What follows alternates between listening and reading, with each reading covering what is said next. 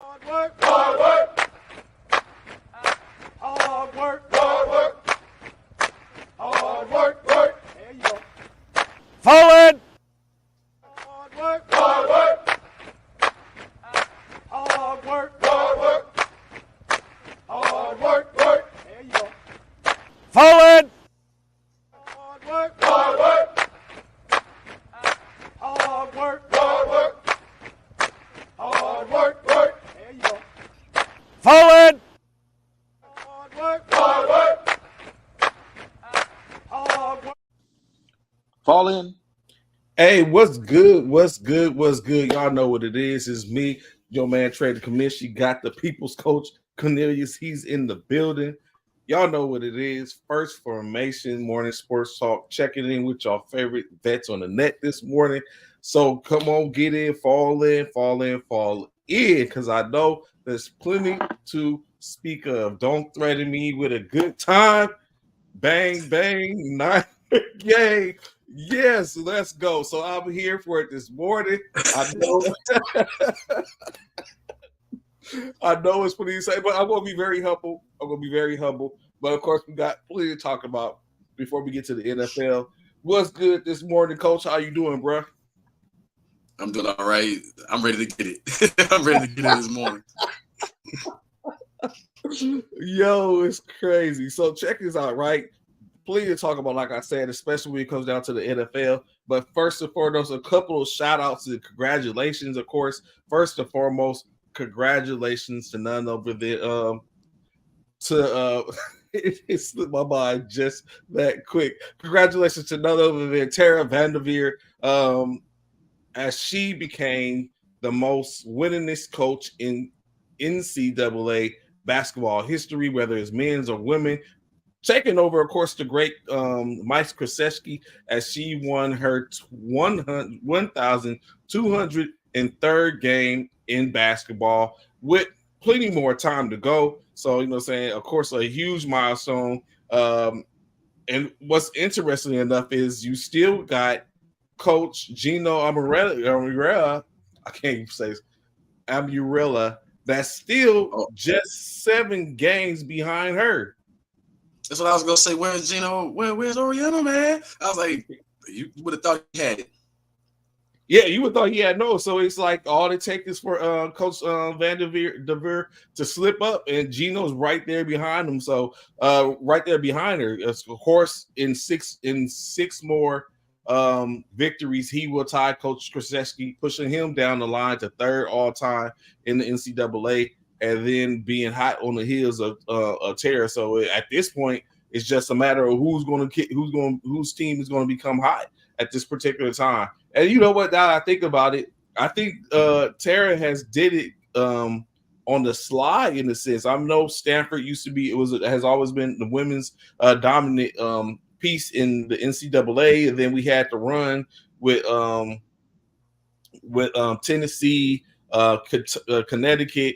A little from Baylor, and currently now South Carolina, LSU. So, you know what I'm saying, the teams have been there for the most part. Maryland teams have been around, in which we're been looking at and hearing these names lately.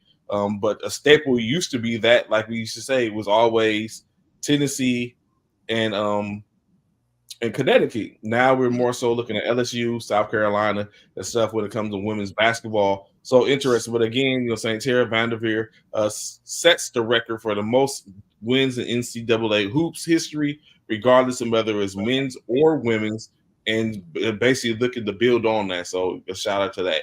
Of course, another shout out, I don't know, for those that check out golfing, but this, you know, we can't go without saying amateur Nick Dunlap. 20-year-old amateur Nick Dunlap wins the PGA's Tours on the American Express as hear what we're saying, amateur. 20 years old, 20 years, 29 days. He was a long shot. He's the 3rd consecutive long shot to win a PGA Tour event. So tapped in. Now he has the opportunity to be eligible to play in every major PGA event if he decides to go pro. So now he has a decision. I don't know, Coach, if you after pulling off a major victory as an amateur, would you stay amateur or would you go ahead and go pro and try your hand and see, and strike while the iron's hot? It's definitely time to go pro because now those sponsorships, they coming down. That's what I was thinking. Like, yo, even if I don't ever win again or place in the top and even come close, these sponsorships is going to pad my pocket real quick. Real quick. This is about to happen. I'm surprised you ain't even heard. As soon as it happened, you ain't even heard, oh, Nike signed him already. You know what I'm saying? Like, Nike got him already. So during the play yesterday, he was sporting the Adidas gear. So I don't know, is it just because he purchased Adidas? It was the cheapest thing. He might have found it on a Ross rack or something like that. I don't know. But like you said, but it don't hurt. If he isn't sponsored, I'm very sure even one, Adidas is going to jump in there and jump. I think he's probably sponsored if he's an amateur. He's probably getting a little something from Adidas already because he did have Adidas attire on yesterday. But if he's a hot thing, they come with the right money. It might get him a flip real quick. You already know. Hey, years ago, legend had it that Michael Jordan was considering Adidas. And what happened? Mm-hmm. Nike swooped in. Hey, we got a better deal over here. So, yeah, I'm saying, like, we know it's golf and all that, and we know they got a lot of different sponsors, but when it come down to it, when Nike come calling, you made it. You killed it, So so crazy, of course. So I know there's going to be plenty to talk about going into NFL. So I'm going to try to hold off from getting there, so that way those that haven't tapped in yet get a chance to tap in. So like I said, it was plenty of other stuff going on. So a couple of things, right, in which we didn't get to talk about that have been popping up for. So first and foremost, we completely omitted, and they can get into this conversation about my man that was down in Washington. If you know what I'm talking about, Ryan Rollins. Ryan Rollins. Not familiar with the cat that was stealing groceries out of Target. Oh, yeah. I just so Ryan Rollins. Go ahead. I was gonna say, ain't that like Jameis Williams stealing fish? Jameis Williams stealing fish? Maybe. So I correct me if I'm wrong. I thought Jameson Winston's situation was he was pledging or something like that, or he was a dare or something like that, or that's hence the reason why he was caught up in that situation. Now with Ryan Rollins, I don't think that was the case. Of course, it just say he was accused of stealing groceries such as body wash. I'm not trying to laugh because evidently it's a mental issue or something like that. But he was accused of stealing body wash and candles from the same Target 7 times, despite the fact that he had a guaranteed contract of $1.7 million already signed. Man, you know what that means. I just got it bad. And then 7 times. So yeah, they know that you did it. The problem is they know that you did it 7 times. They probably was like, yo, it's like, look at him, look at here, look at this, look at him. We see you. Like, you know what I'm saying? Like, they basically just kept the eye on him, watching, peeping game. He ended up and finally the guy is like, you know what, enough is enough. 7 times. So basically, and then he was doing it out the same Target. Klepto. The same store. That's what they used to call him back in the days, klepto. Yeah, kleptomaniac. You know, klepto, because that's got to be an issue. Yeah, that's definitely got to be like a mental issue or something. You keep doing the same thing over and over, and you can pay for it. Without a doubt. The stuff we do, I'll tell you. But yeah, so without a doubt. So it's crazy. Like in 1.7 million, in which he was doing just for the hell of it, but I guess it's the high of believing that I can get away with this and I'm not getting caught, and just like, you know what I'm saying, we're just gonna keep on running this back and keep on doing it over and over and over and over and over and over again. Switch it up. think about this, right? I seen a post in which I was like, "This is crazy." In which it maybe it's hindsight when you think about it. Think back to when Ben Simmons was still in Philadelphia before Halliburton got traded to Indiana.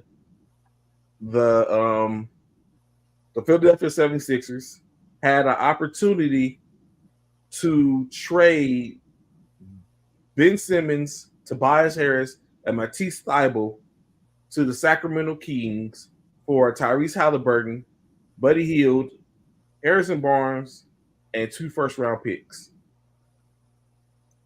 And they declined to they declined to trade, and of course ended up sending Ben Simmons to well, no, that didn't even happen. Ben Simmons went later, but that's what they had. Halliburton could have been a Knick. I mean, could have been a 76er, which means he would be teamed up right now with Joel Embiid and Maxey.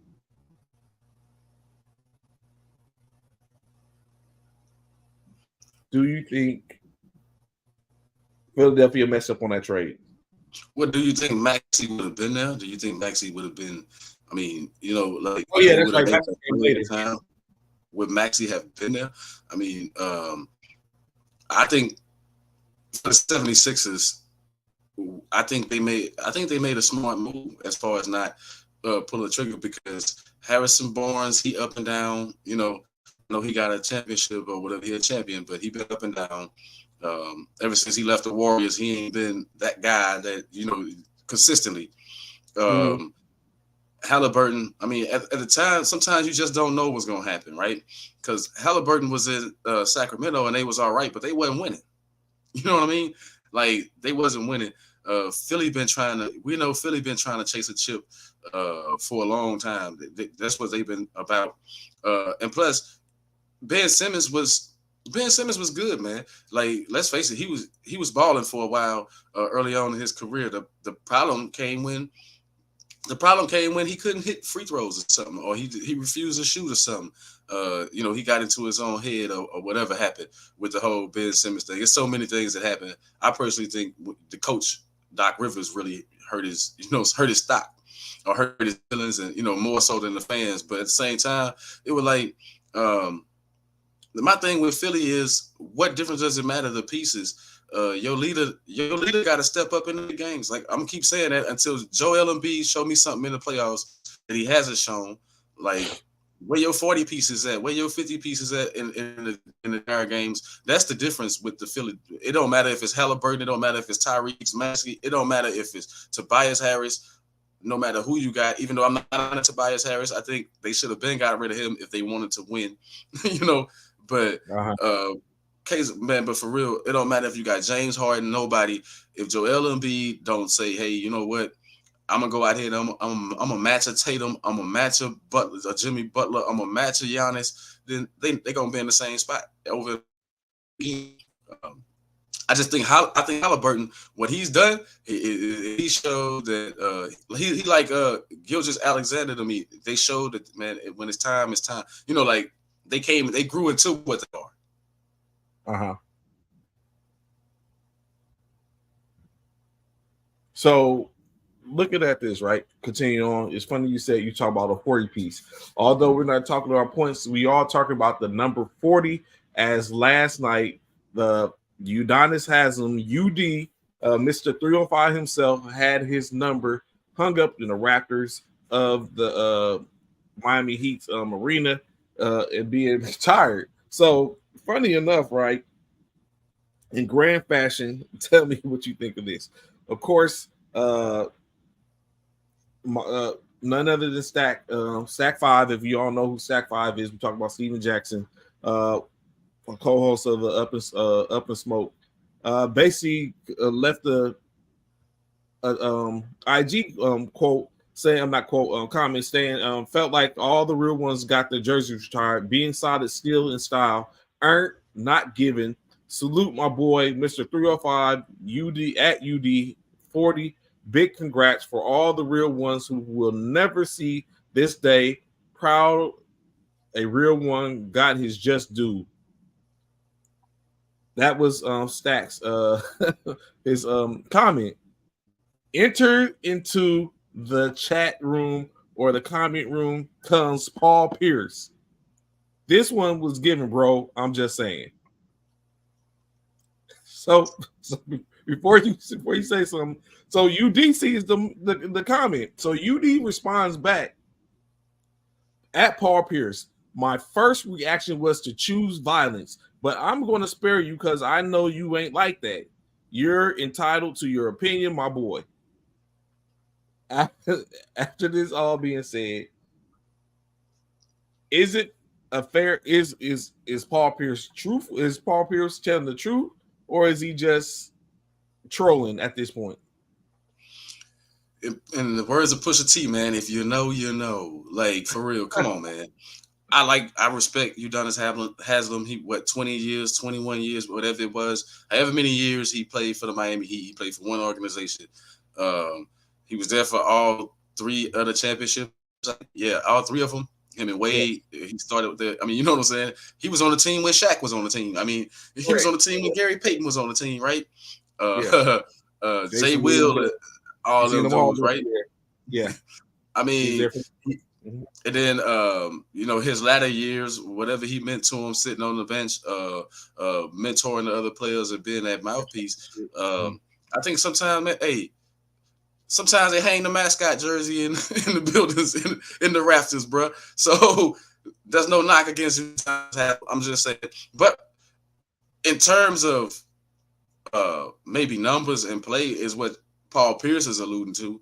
You know what I'm saying? Like, I can kind of see that. Like, who's the worst Laker jersey hanging? I mean, you feel what I'm saying? All those dudes are Hall of Fame, pretty much ballers hanging.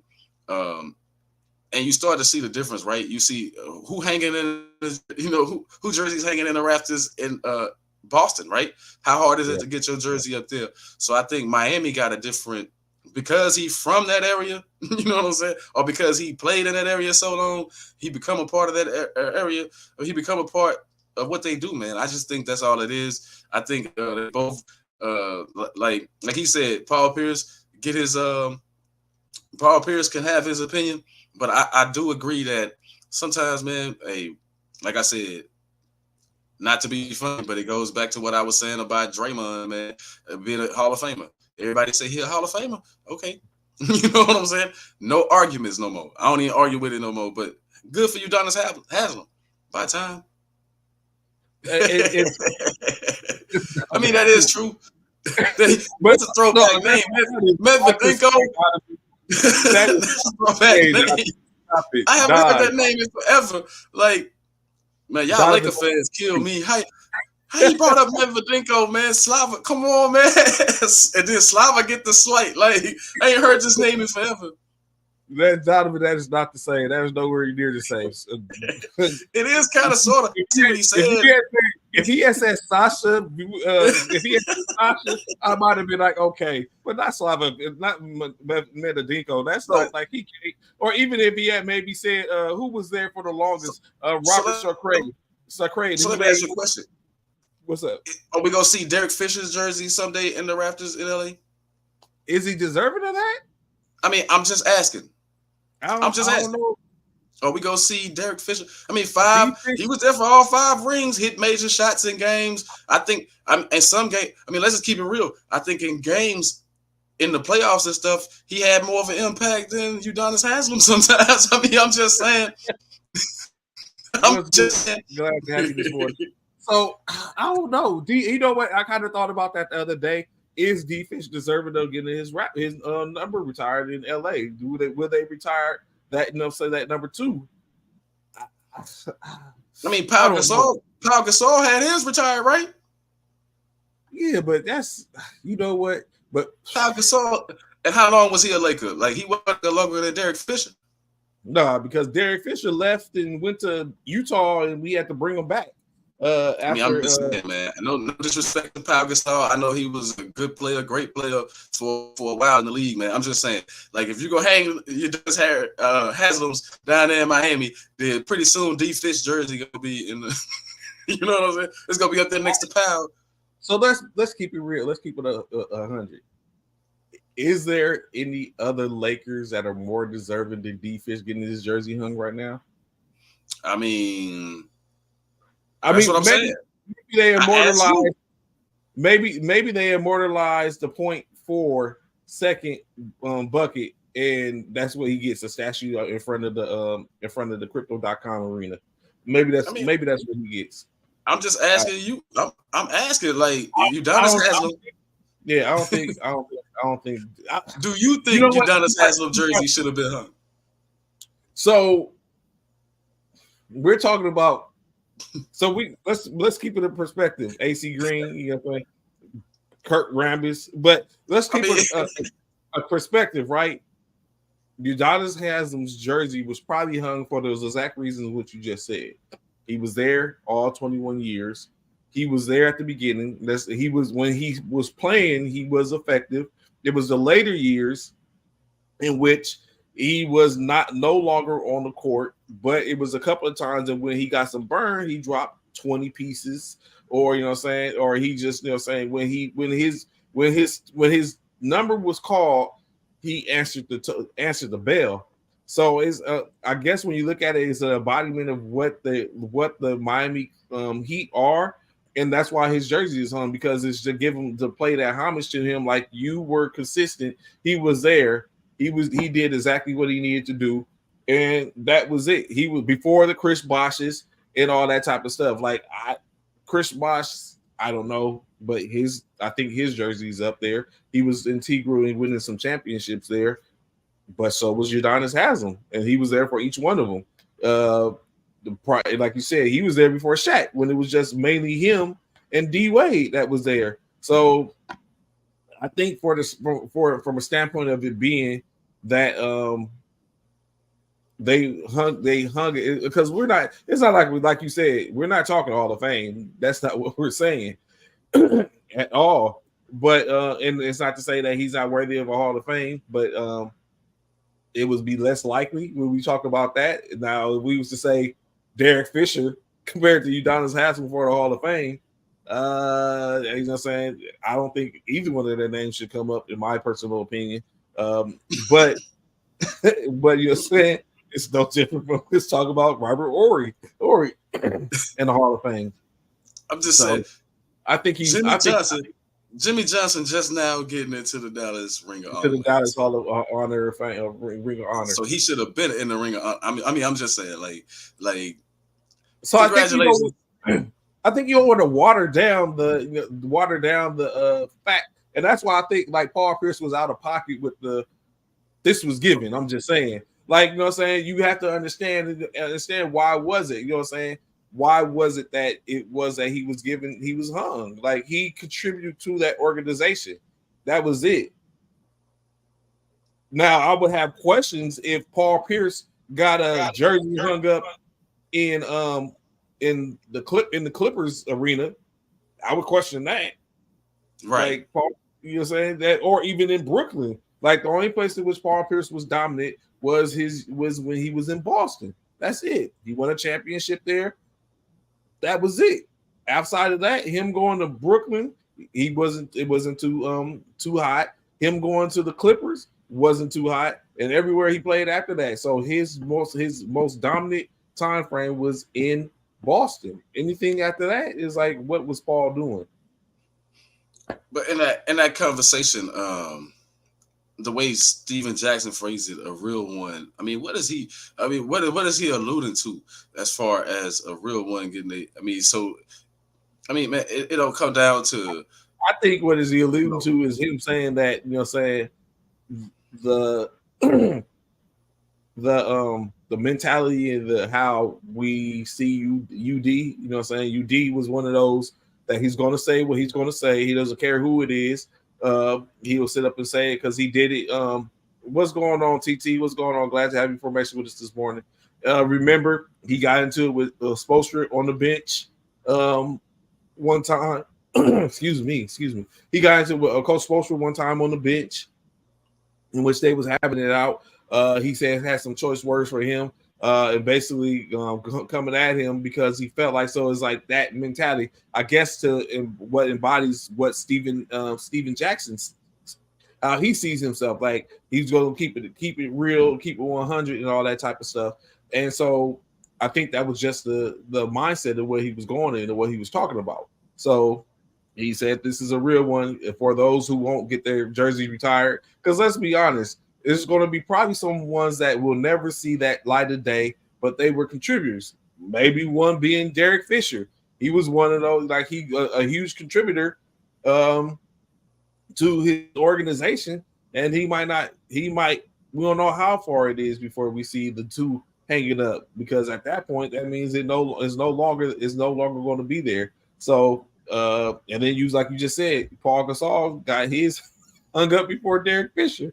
And Powell was only there a couple of years, like, you know what I'm saying? I mean, I'm just saying. And then you look at Shaquille O'Neal played 4 years for Orlando, and you see what they did.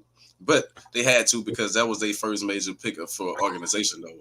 I mean, I'm starting to understand the landscape now, though. Nowadays, it's about giving everybody flowers. Everybody getting flowers, like, you know. I thought you were about to say something. Now you trolling. I was like, I thought you were about to. But so I get it, but you know what? It's hard to say. And you bring up that point about Shaquille O'Neal, so it's hard to simply say that, okay, maybe because we thought about that. We had that conversation when it was talked about, okay, they retired Shaquille O'Neal's jersey in Orlando. I think Shaquille O'Neal is his jersey retired in Miami. I think it is. Yeah, because he has 3 jerseys. He has his jersey retired in Miami, LA, and Orlando. And then Orlando was the latest of the ones. So maybe it was just if so, when you look at it, it's hard to say Miami shouldn't have done that for UD when Orlando did it for Shaq. Although Shaq was more of a polarizing figure, you know, saying when it comes down, when you look at it, compare apples and oranges, UD, Shaq. I mean, of course you're going to say Shaq, but insight is is that they basically both organizations did somewhat of the same thing, just basically committed and gave paid homage to those that came before. That was a part of the, I would say, foresee as being an integral part of their organizations, and they honored them in state. Look at the Bulls. The Bulls honored everybody. It didn't go well for them, but they brought all that team back from the 90s. What did you think about that? What do you think about that? I thought that was like, they booed the widows. Chicago, that's, it's not funny, haha, but it's like, whoa, y'all didn't like, I mean, and all Krause did, I mean, I don't think he deserved to be booed at all, to be honest. Like, this is the guy, the same GM that put those teams together, right? And you won 6 championships. You wasn't winning before him. You know what I'm saying? Like, you wasn't winning before he made the moves that he made. And then you still mad because he broke up the team when them dudes was old. You know what I'm saying? Wasn't no guarantee that they was going to win again or all this other stuff. You know what I mean? So they booed him because he broke up the team. So I didn't really like that. Like, as far as the fan wise, it's like, because if you're a fan of sports, winning 6 or anything in any era at any time is really good. You know what I mean? It's like, you never gonna see New England booing Belichick, no matter what, right? You never gonna see New England booing Belichick, no matter what jersey, I mean, what team he come in with. If he ever play them again or whatever, you never gonna see that, right? So I think that was tacky on the part of the fans, all because you just holding a chip. Like, let's face it, since then they haven't been anything. You know what I mean? Like, they had a couple of hot years. Let's keep it real. They had a couple of hot years with D Rose, but that was it. They really haven't done anything meaningful in a long time in Chicago. So, yeah, but that booing. And then I agree with Charles Barkley on one aspect of that. It was way too many people, and then the right people didn't show up. For me, that's what's disappointing. Michael Jordan was the ultimate Chicago Bull. He didn't show up. Scottie Pippen had to be the second ultimate Chicago Bull. Didn't show up. You know what I'm saying? Now, Dennis Rodman, that's here, there, like, because he forever, even though he won 3 with the Bulls, he always a Piston. He always whatever. I mean, you know what I'm saying? Dennis Rodman is Dennis Rodman. So, but I'm just saying the main two people that helped you win all them championships didn't show up. Morning, fam. And it's like, so do you think that was disrespectful on their behalf, or did it sit up, or do you think it was cat when they were talking about, oh, I had a previous engagement that I couldn't get away from? They honored, like the city honored you, and basically it's like you basically should that have been something that he should have been at, basically, when you look at And it. you know, if you want to be there, you're gonna be there, right? Like, remember T.O., what he did to the Hall of Fame? He decided to go to his alma mater and give a speech, right? He could have been at the Hall of Fame. He just said, I'm gonna go do this over here, right? Because you feel some kind of way. And I think Michael Jordan, man, I don't know, man. Like, I don't get that guy, to be honest. Like, I like Michael Jordan. I was a huge fan of Michael Jordan in his time. But as a person, sometimes, man, we gotta admit Mike kind of sucks as a person sometimes. Because you know what I'm saying? I mean, he does. Everybody knows it, but nobody want to say it. The truth is, he kind of sucks as a person sometimes. It's like, man, show up, stand up. You know what you meant to that city, man. Be there. Even if you're there 5 minutes, even if you come, wave your hand, and then duck out. You know what I'm saying? Like, do that. You know? I mean, I'm just saying, like, disappointment to me on Mike. You know, Mike disappointed sometimes. You know, the as a same guy person. that pulled up to Kobe's honoring after his passing in Staples Center, and then here he goes, doesn't pull up for his honoring at his in Chicago. So it's crazy. That's definitely crazy. So going back right quick, right? Going back to we was talking about Steven Jackson. You know what? As much as I sit up and pay attention to sports and stuff like that, basketball, everything like that, I was remiss. The other day I was looking at a clip that it was Up in Smoke. Al Harrington was on their on the show, or it was running it back, and I didn't realize that Steven Jackson had all his teeth knocked out. I don't remember it happening, but So from what I get from a deduction from the conversation that they was having is that it was while they was in Indiana, and Steven Jackson, Jamal Tinsley, and them were all there as well, and they had, from what he said, they got license to carry gun permits, and they was all at Stackhouse. And they had all got their guns, and so he said Harrington said he was coming out the club after they had a win, and they was chilling, and they had a couple of days off. He said he was coming out the club. He seen Jamal Tinsley. He waved him down. And was like, "Hey," he's like, he stuck his head in the window. And was like, "Hey, what we doing tonight?" And he's like, when he looked in the window, he's like, his whole back seat was filled with guns. And so he's like, "Hey, what y'all trying to go out?" And he's like, they talked about a place going out. They went out. It's a place they frequent often. So he said he called up Stack and was like, "Hey, we going out." You know what I'm saying? So we pull up. So they up in their party, vibing or whatever case like that. Harrington leaves out, going home. He peels off, and Stack comes out behind him. He's like, he pulls off and goes one way. He's like, Stack was coming. Stack, as he was coming, getting ready to leave, he said he looks in the rear view and he sees Jamal Tinsley running to his car with dudes in tote running behind him. So Stack said he puts his car in reverse. He goes back. He grabs his pistol. He runs over to where Jamal Tinsley is. He sees them coming. He lets two off in the air. He's like, they start scrapping. They getting it in or whatever case like that. He lets two off in the air to like disperse the crowd because they're coming. He starts going back, or he was sitting somewhere, and someone hit him with a car. That's what he said. He's like, I got sized up. My man hit me with the car, smacked me, and he basically said he rolled and basically bust out all his teeth in the front. And so he's like, they went. He's like, he chased the car, tried to pop shots. They ended up getting put in the back of the vehicle. He's like, he passed out for a second. He was unconscious. They went over to a gas station and met up. They was released or whatever case like that. And so he ended up going to the hospital, and that's where he got his teeth fixed. So he's like, they walked up and was like, when he walked up, his with Harrington came to his house the next day, him and Granger, they went to his crib and they walked up and his face was huge. And he's like, damn, Stack. And he's like, he started laughing. I was like, yo, I didn't know that. They was in a shootout at the club or none of that. I was like, that completely went over my head. But it's just one of those things that goes back to what we was just talking about, how Stack or Steven Jackson kind of like, that's why he feels a certain way about Udonis. Because what did Udonis say? You told Paul Pierce you ain't built like that. I know this, so I'm just gonna let you. I'm gonna let you live. But I'm very sure, potentially, if he see him, I ain't gonna say it's on site, but it's probably up for a discussion. I'm just gonna put it out there. I got no dog in that fight with that story you just told, but did the car hit him or did he get it? Was it in the scrap? I'm just saying. I'm gonna leave that alone. He said it was a car. He said it was a car, but yeah, he said it was a car. He said it hit him and he rolled on the hood and came off and then he kept on rolling. And that's what busted out because he hit the concrete. He hit the car, then he hit the concrete. So he's like, that's what busted his teeth out.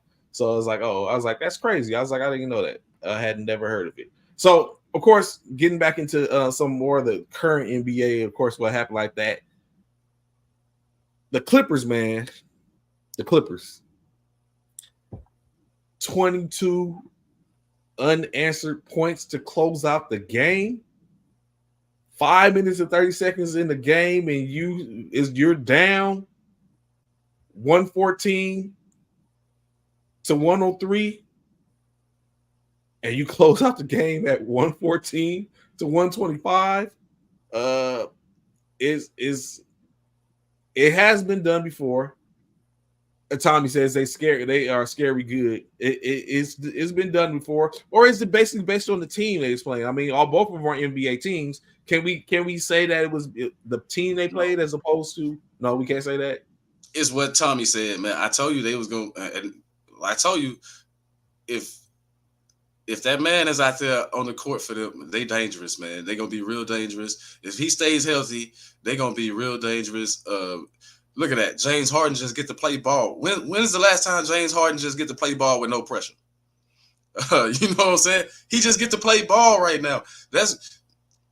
They scary, dude. They always been scary when this dude is healthy, though. You feel what I'm saying? Everybody know it. Like, that's the whole thing is that can they stay healthy? If they can stay healthy, they're going to make a real championship run, and they probably going to win the whole thing, man. I think, for me, they the only team that can really challenge the Nuggets right now in playoff moments until these other teams prove that they can. You know what I mean? And so he said everybody's playing. So last night, 6 players in double figures. They only wrote with a 9-man rotation. James Harden, 24 points, 10 assists, 5 rebounds. Kawhi Leonard, he dropped 21 points, 4 assists, 4 rebounds, 1 block. PG, Paul George, 12 points, 7 rebounds, 1 assist, 1 steal. Who else? Even Westbrook got into the fray, 23 points off the bench, 9 rebounds, 6 assists, 1 steal, 1 block. Russ, you know what I'm saying? We talked about that the other day. If he get his call, if his name is called, Russ is going to probably pull up. And then, of course, Norman Powell with 12 points, 5 rebounds last night. Terrence Mann, 13 points, 2 rebounds, 1 assist. 2 assists, 3 rebounds. So it was a whole effort, but not to be undone. Of course, the same thing popped off. I guess it was just a run because even Brooklyn had 5 players in double figures, 20 points from Lonnie Walker, 13 points from Cam Thomas, 26 points from Mikal Bridges, 16 points apiece from Nick Claxton and Spencer Dinwiddie.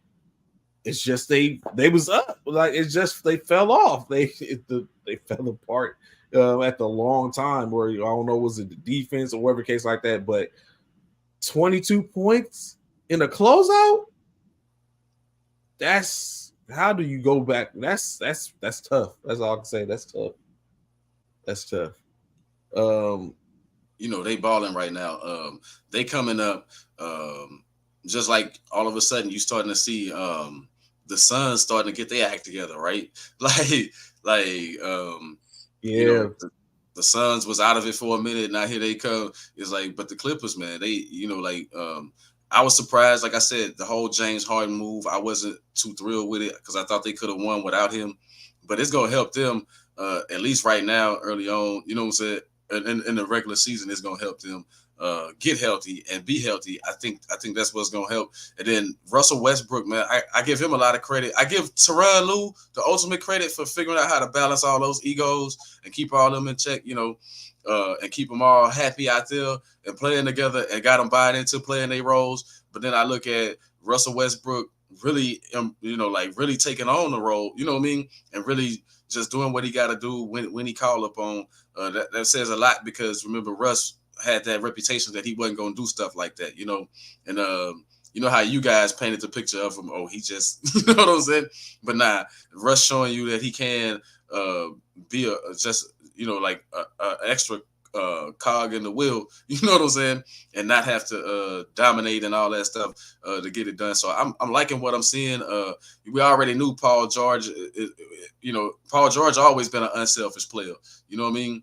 And like Paul always wanted to learn how to win. That's why he hooked up with Kawhi. Why hook up with a champion? You know what I'm saying? To learn how to be a champion. So it's like everything working for them. I like all the pieces they got. Zubac even, like Zubac step up his game when he got to, man. Everybody doing everything they got to do in that clip to show that, hey, before you know it, you see they just right there. If those other teams ahead of them blink, they're gonna be the number 1 seed over there. If you blink. Every time you say Clippers, I cringe. But what I'm saying, in due time, it is what it is. You was just talking about Phoenix Suns. Saturday, or was it Saturday, Friday? Devin Booker drops a 52 piece. Last night, Kevin Durant drops a 40 piece with 9 rebounds, 2 assists, and 3 blocks to go along with it. Is it at the point playing against the Pacers? So you think they're at the point now where having Bradley Beal, he's back and he's in the fold now? You think this is where they start to build this chemistry and they're going to start to do what it is everyone thought they was going to do? Well, I'm not going to say they're going to do everything that people thought they were going to do. Okay. But it's the regular season. They're going to start winning some games.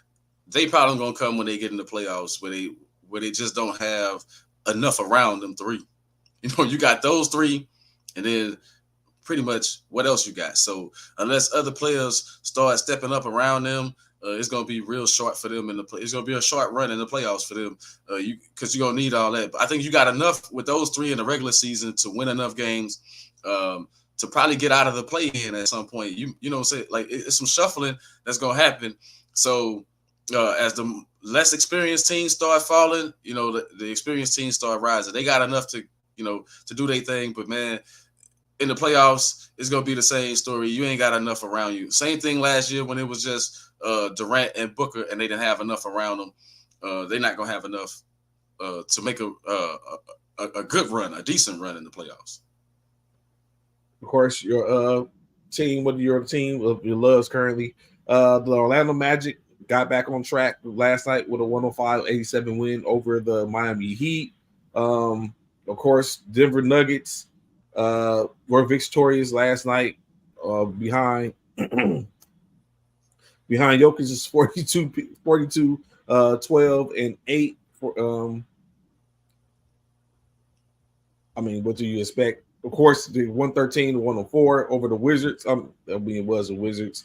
And of course, LeBron James and the Los Angeles Lakers handle business in Portland, given a 130 in LA versus Portland, 134-110. But LeBron James wasn't the main person. In this particular time, it was D'Angelo Russell, who dropped 34 points, 1 rebound, 8 assists, 2 blocks on the night. So I seen him being that set up and asked, would you trade D'Angelo Russell, especially after 5 games? He's averaging like 26 points a game in the last 5 games. And my answer was yes, I would still trade D'Angelo Russell, because here we are 44 games into the season, and this is what you're doing now. So hell, why? Yes, D'Angelo Russell's gone. I would still trade him. If you're the Lakers, you got to be real careful about who you trade, because you made a trade at the last deadline and it got you to the Western Conference Finals, man. Right. So you got to be real careful. Like, you got still a lot of those pieces that got you to the Western Conference Finals. So your whole thing is, man, like, even if you just tread water, until you can get, your goal. Probably you want to try to do better, but let's just face it. If you can get in there 1 through 10, you stand a chance. I think what we've been sleeping on, because I watched the Lakers play a week or so ago. I watched them play, and I think the one thing that we sleeping on is they still can play defense. That's going to be valuable in the playoffs. Like, you know what I'm saying? Like, it might not show up in the regular season because, hey, some players going to take a game off here and there. We know how the regular season is played in the NBA these days. But in the postseason, that defense is going to be valuable. So I think if you come in with that mentality, if Ham can just get them good enough to get in there 1 through 10, and then you just got to play your way into the playoffs after that to get 1 through 8, I think they still got a shot, right? So I don't know if you go shaking all that stuff up, Trey, because I don't know who you're going to get. Like, man, you got to get some names, and the big names don't want to play with you. Like Kyrie, you could have had Kyrie Irving, but guess what he said? He said he stayed in Dallas. You know what I'm saying? Did he not choose to stay in Dallas? After all that talk that he might want to hook up with LeBron James again, and he might want to play in LA, he stayed in Dallas. I mean, who are you going to get to replace these people? Like, it's a slippery slope. Like, unless you can get some big names to fit, I wouldn't do it. It's like it's LA. It sells. It's like Blue Magic. Maybe it sells itself.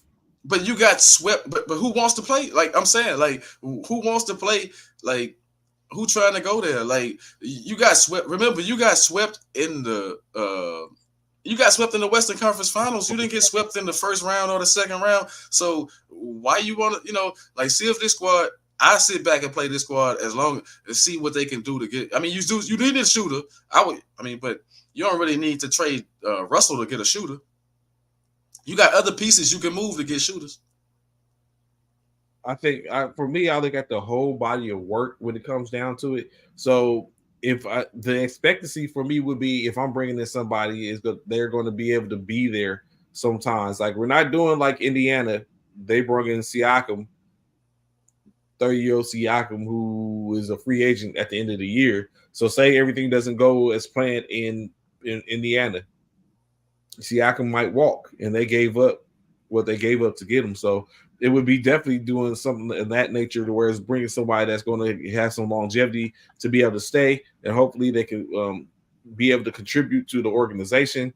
And as opposed to, and even at a bargain, if we were able to move on Russell to send him on his way. I mean, he got his second stint there, but I mean, it might work. He might start developing it. It might be the reason it might be working is because Darvin Ham finally decided to lock in on a lineup and run with that and go in there and he's one of those 4 or 5 players. So that could be the case. I don't know. I have to go back and look in. So definitely was something to take a look at. And of course, last but not least, I don't have no sympathy for y'all. Laker fans, I have no sympathy for y'all. Deal. Learn the deal like everybody else. Y'all need all these pieces. That's one thing I want to point out as far as LeBron's career, man. Everywhere he go, he just need all these pieces to be successful. You know what I'm saying? And now he a little bit older. I totally understand it. But he's always needed all these extra pieces to be, you know what I'm saying? Like about it. I'm not a LeBron person. Old. He's old, true enough. I mean, he's older now, so it would make sense for him. But think about it, right? When he was in Cleveland, as the young LeBron James, when he was in Cleveland, who did he have? Oh, those teams was we know those teams was junk, man. Come on, we know the Cleveland teams was junk. What I'm saying is that, but that's become a pattern everywhere. Like the 3 spots LeBron has played, man. It become I need more. Like you know what I mean? It's like he always need more. Like and I'm not saying it didn't happen to other people, right? Like like even like. When LA wasn't popping for Kobe, he was like, trade me. And then they made some moves, you know what I mean? And they was able to make. But what I'm saying is that, y'all right there, you should have enough to make the runs. You know what I mean? Like, what's you interesting? Should have enough to make the championship runs that you're trying to make. What's interesting what you just said is, I think the difference is the players brought in for Kobe were not just self-reliant on Kobe. The players that's brought in with LeBron seem to delegate to LeBron, and they don't go out and get it. They, the players that was with Kobe, they was gonna go get it, and find a way to sit up and make it happen. Like, of course you had Shaq, you had Kobe, then we had Paul Gasol, then we had Lamar Odom, like those players, Sasha Vucevic. So those type of players, like they went and got it. They set up and played their role, and it was an active role, and they did it. That's not what you have now. Like the only person that turns to do that now, in my opinion, is maybe Russell and Reeves. We still have the conversation that we be like, what is AD doing? But maybe AD is just delegated to him, like, okay, while you're here, go ahead.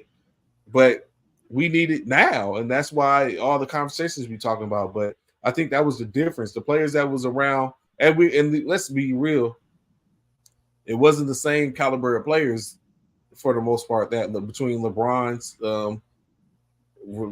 tenure and Kobe's tenure, and what you brought in, it didn't become that until later in Kobe's career, where we had Chris Paul was on the docket. We all know how that messed up. That basically tore our team apart, honestly. Or that David Stern decided to veto that trade, that tore our team apart. Then then of course what we had, Steve Nash, Dwight Howard, that never like really built up. So it was just issues at the issue at the end state. And then Kobe was past his prime already and probably shouldn't have been playing anymore. So there you have it. Well, you look at right now, right? You look at the current. I don't, like I have no sympathy. I'm gonna say it one more time, and I'm gonna leave Lakers alone. Y'all hoisting banners not long ago. Y'all was hoisting a banner about an in-season tournament. That's the same team. We had championships. Ain't nothing changed. You know what I'm saying? Ain't nothing changed on that team. So I think it's just the hunger and the desire of the players right now. That's why I'm saying I don't think you have to move any pieces. You just won an in-season tournament. It's just what they doing right now. You know what I'm saying? Like, so they gonna pick it up after the All-Star break. We already know how that's gonna go. It's LA. It's got to be a little drama. What's LA without a little, a little infighting, a little talk about this, that. Hey, I'm not good enough to coach this squad. All the different things. Come on, man. We already know the writing on the wall is the same. It's going to be the same thing. You're going to get in the play-in at least, and then you're going to make your run from there. So if you Laker fans, I don't even know why y'all be worried about all that stuff when y'all know what's going to happen. You know what I'm saying? You know what's going to happen. So going into football, not in the pro yet, but pretty close. What do you think about what is going on in Ohio State right now in the Big Ten?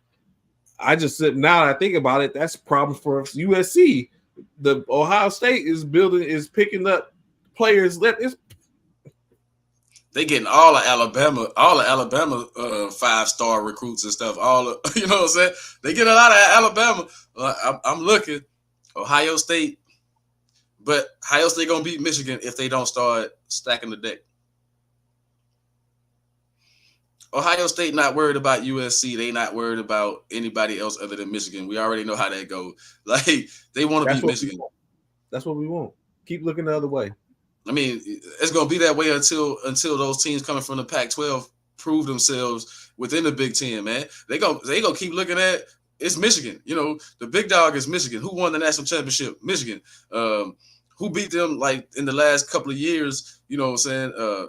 Thoroughly too. Like, these games ain't really been good games like you would expect. Ohio State was dominating Harbaugh and Michigan for a long time, and now it has switched over. Now Michigan dominating them, so they trying to get their game up for Michigan, man. So, quick question, in which of course you may or may not be able to. If you had to sit up and say right now, the top 12 teams for next year's CFP tournament, who would you say is making that tournament? Before we way ahead right now, what would be your prediction on 12 teams? Come on, man. We already know how that's going to go. Now that Alabama might be the only one on the fence, but you're going to see a Georgia, a Texas, a Oklahoma. I mean, you're going to see three from the SEC.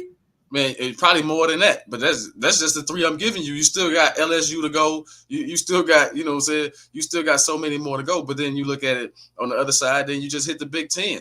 You just talked about Ohio State. You're going to have Ohio State, Michigan. You're going to probably have, I don't know if it's going to be USC, but you might have the Washington Huskies or something. You know what I mean? Or Oregon. You feel what I'm saying? So you already looking at those. And then Florida State, if they come back to play ball, then you'll probably see Florida State in there. I don't know how many teams I just gave you right there, but that's, you know what I'm saying? Like, that's probably the top 6 or 7 teams right there. And then you're gonna see other teams probably squeak in, you know what I mean? Because Tulane or UTSA gets in?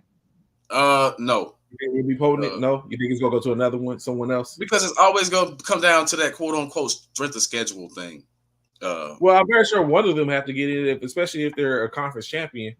That someone has the best other group of 5 player, where that could be anyone from George Madison in past years, UTSA. So okay. I just see the strength of schedule sometimes hurt those teams, right? Like you put them in there and then they're just gonna get beat like nothing. So you know what I'm saying? So even if one of them get in, give one of them a spot, you know, they still gonna get beat rather bad. I don't think they up to the challenge to beat any other Power 5 teams. But you might throw in. I'm not sure if Colorado gonna be ready yet, but you might throw in Colorado. Man, it's gonna be, you know what I'm saying? It's gonna be interesting. Yeah, there was no. I didn't hear a Big 12 team yet. You know, Baylor. It's gonna be, yeah. I don't see Baylor, but I do see because I probably see like a Colorado or maybe a TCU or something. You know, like whoever come out of there. But for the most part, we know it's gonna be SEC, Big Ten, SEC and the Big Ten gonna dominate. Mark my words. Like besides the conference winners, it's probably gonna be 7 or 8 teams from both of those, you know what I'm saying, making up. They're going to dominate that thing. SEC been dominating the top 25 for a long time. I don't see that changing. Big Ten, you know, they throw a couple of teams. It's always the same few teams. Penn State, Ohio State, and Michigan pretty much, right? But now that you add in those Pac-12 teams, now that's going to shuffle a little bit. I think the only team that dropped is Penn State when you talk Big Ten. Yeah, I think Penn State. Because Penn State, unless they start getting some offense out there, yeah, they're gonna be left behind. They're gonna be left behind. We see they good on defense, but they can't play no offense. You know, Iowa was pretty good on defense, but they can't score no points. So, moving on to this NFL, right? Was you not entertained? Were you entertained first and foremost? Was you feeling? Were you feeling the good? Okay, you feel the game, especially starting off with Saturday. So I'll keep it 100. Wipe your brow. Just wipe your brow. I'll keep it 100. Wipe your brow and say, "Woo!"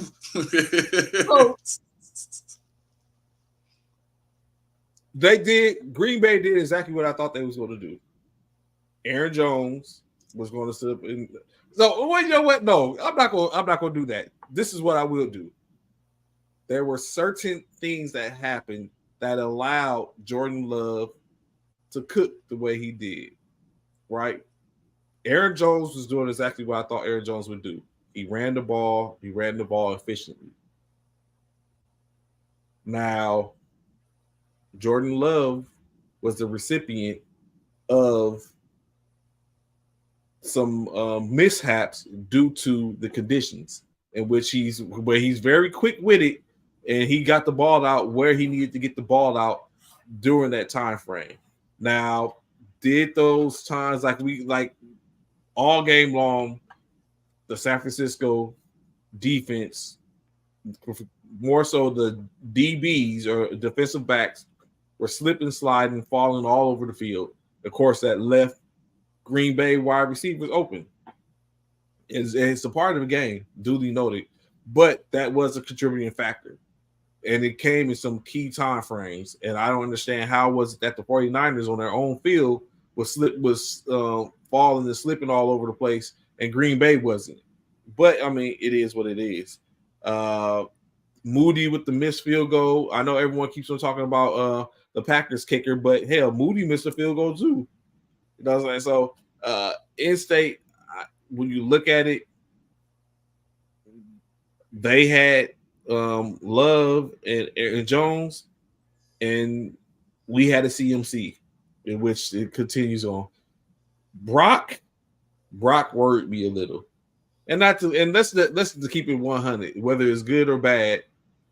Debo, we didn't have Debo, and that's just one of those things. Like the 3 games we lost during the season, it was because some of it was highly because Debo Samuel wasn't available. So I don't know, but go ahead. I know you're gonna say something about Kyle. Man, 0-30. He was 0-30 and coming from going to the fourth quarter, being trailing. We was 0-30. He should have been 0-31. He should have been 0-31. I'm not gonna even start with Kyle. Man. I'm just gonna start with Matt LaFleur blowing that game. He blew that game early, and it ticked me off. You was up 3-0. You could have kicked the field goal, went up 6-0, and put them in the hole. You decided to go for it. When he went for it right there, I said, man, see, they ain't playing to win. Because you put them in a 6-0 hole, and then you put all the pressure on Purdy to make plays, but then you don't do that. You go for it, and you give all the momentum back to the other squad. You done shut up the building already, and you're going to have Shanahan scrambling even more, but you allowed that. It was like, man, take that field goal right there, go up 6-0, and I'm sick of the analytics. I'm sick of that word analytics. Say go for it. When it's like, man, are you looking at what's going on? You go up 6-0 that early in the game, it's gonna be tough. It's gonna be, and then your defense, was playing pretty good, but you saw what happened though. The momentum swing right there, man. That changed the whole game to me. It was like you could have went up 6-0, and then you turn around, you don't go up 6-0. They go downfield. And they score a touchdown. You know what I'm saying? Like 49ers go downfield, and now you chasing. Whereas you could have been in the driver's seat and kept it close and made Shanahan change some of his play calling, which I told you Shanahan, he almost cost y'all the game, man. To be real, like I didn't think he figured it out like in the middle parts of the game, and at crucial parts, he went back to McCaffrey like he was supposed to. But he should have been riding McCaffrey the whole way. And as far as your comment about Debo, man, Debo is the most frustrating guy. I don't blame him because he go hard in the paint. That's why they call him Debo. But at the same time, he got to learn just to fall down sometimes. You cost your team way too much trying to make these extra moves and extra plays when you don't really have to. Just fall down like every other receiver in the game. Stop trying to Debo your way all the time. But he reminded me of Gronkowski. Man, it's a gift and a curse to be that strong and, to be that strong-willed and to play like they play, and then you end up hurting yourself, and then you out of the game. Nobody hurts Debo. Debo hurt himself a lot. So, but I will say this. In the end, Jordan Love blew it. Like, these young quarterbacks, that's been my theme this weekend. These young quarterbacks got to learn, throw the ball out of bounds. I mean, trying to make, the hero ball, trying to make that play. I mean, good play by Greenlaw to catch that interception in the end, but Jordan Love never should have threw that pass. You done roll out of the pocket. Man, that ball was supposed to be in the stands. Give yourself as many chances to win. You didn't need to win right there on that one play. But I think the early momentum, I think it was killed. I think Matt LaFleur made dumb decisions, like at certain, 2 dumb decisions in that game cost him the game. One by Matt LaFleur early on in the game, the other one by Jordan Love at the end of the game. Other than that, they had y'all up against the ropes. They was gonna beat y'all, and they should have beat y'all. The field goal kickers, both of them missed the field goal, so that's neither here nor there to me, right? What I was impressed with was the defense by Green Bay, and Kyle Shanahan was playing right into their hands. He started getting it. I told you he was going to do that. He started getting into this thing where he like, my quarterback and the way I call my plays is better than yours, when it's like, no, it's not. That's why my post was what? Brock Purdy struggling. Purdy struggling because Shanahan putting too much on him. Man, you got Christian McCaffrey. McCaffrey touching that ball. It was some possessions where he didn't touch the ball. I was like, what are you doing? I was like, you don't want to win. I think they also was trying to keep him at bay because of the calf, especially once Debo Samuel went out. I think they was really trying to keep him at bay because one of the issues, which, like you said, it did hurt us because Ray McLeod was not ready for the time. Was that we seen where Brock Purdy was cussing him out because he went the wrong way on the route. He was going up the sideline, although he was open, but Brock Purdy, part of the play, you assume, was throwing the ball where he should have been, and he was nowhere there. So it's like, also you could look at Brock Purdy could have threw the ball where he was at because he was open. He beat the man up the sideline. Why throw it to the inside when he's going on the back shoulder? And I mean, when you can get it and put it over his head. You know what I'm saying? A miscue on offense that started to cause problems and stuff like that. So it's like, oh my goodness. So I'm looking at it, I'm like, oh, here we go. Brock Purdy almost threw a couple of interceptions. And clearly I was like, how do you miss this big linebacker sitting in the hole trying to get the ball? So it's like that was starting to go on. The defense really held us down. And this is one of the things in which I did not want to see, in which we're probably not going to see it. We're probably not going to see it versus Detroit. But if we are successful enough to get past Detroit, we can see it from either one of the AFC quarterbacks. The mobile quarterback. Did you see how much time Jordan Love kept giving himself? He was a sack. Why? He was his drop back. He was like, it was so much. It was like 10 to 15 yards. It was like 10 yards minimum between him and his offensive line because he was getting out and getting away. So, but of course, we got to take into consideration he was rolling and moving the pocket left or right. We know there's not. I don't know if any other teams are going to adopt that same strategy because that definitely kept them at bay. And I got to get Young has to get in the mindset of setting the edge and holding the edge. He was getting pushed inside a lot. I was opening up the back end for Love to get away, and Bosa's rush wasn't being effective enough. So I hope they see these things and go back to the drawing board and figure out like what are we going to do. Maybe to fill some have the linebackers come back and fill the gaps. I don't know. It's going to be it's going to get rough. That's all I can say. It's going to be hard. What happened? What I didn't want to happen is what happened. Now we got to face Montgomery and Gibbs tandem. Amon-Ra, St. Brown, him down the field, Reynolds, Laporta. Like basically, we're playing the mirror image of the 49ers at this point with a quarterback that is a Super Bowl proven quarterback. So it's getting from here on out. It's going to be rough. The next two games is going to be rough.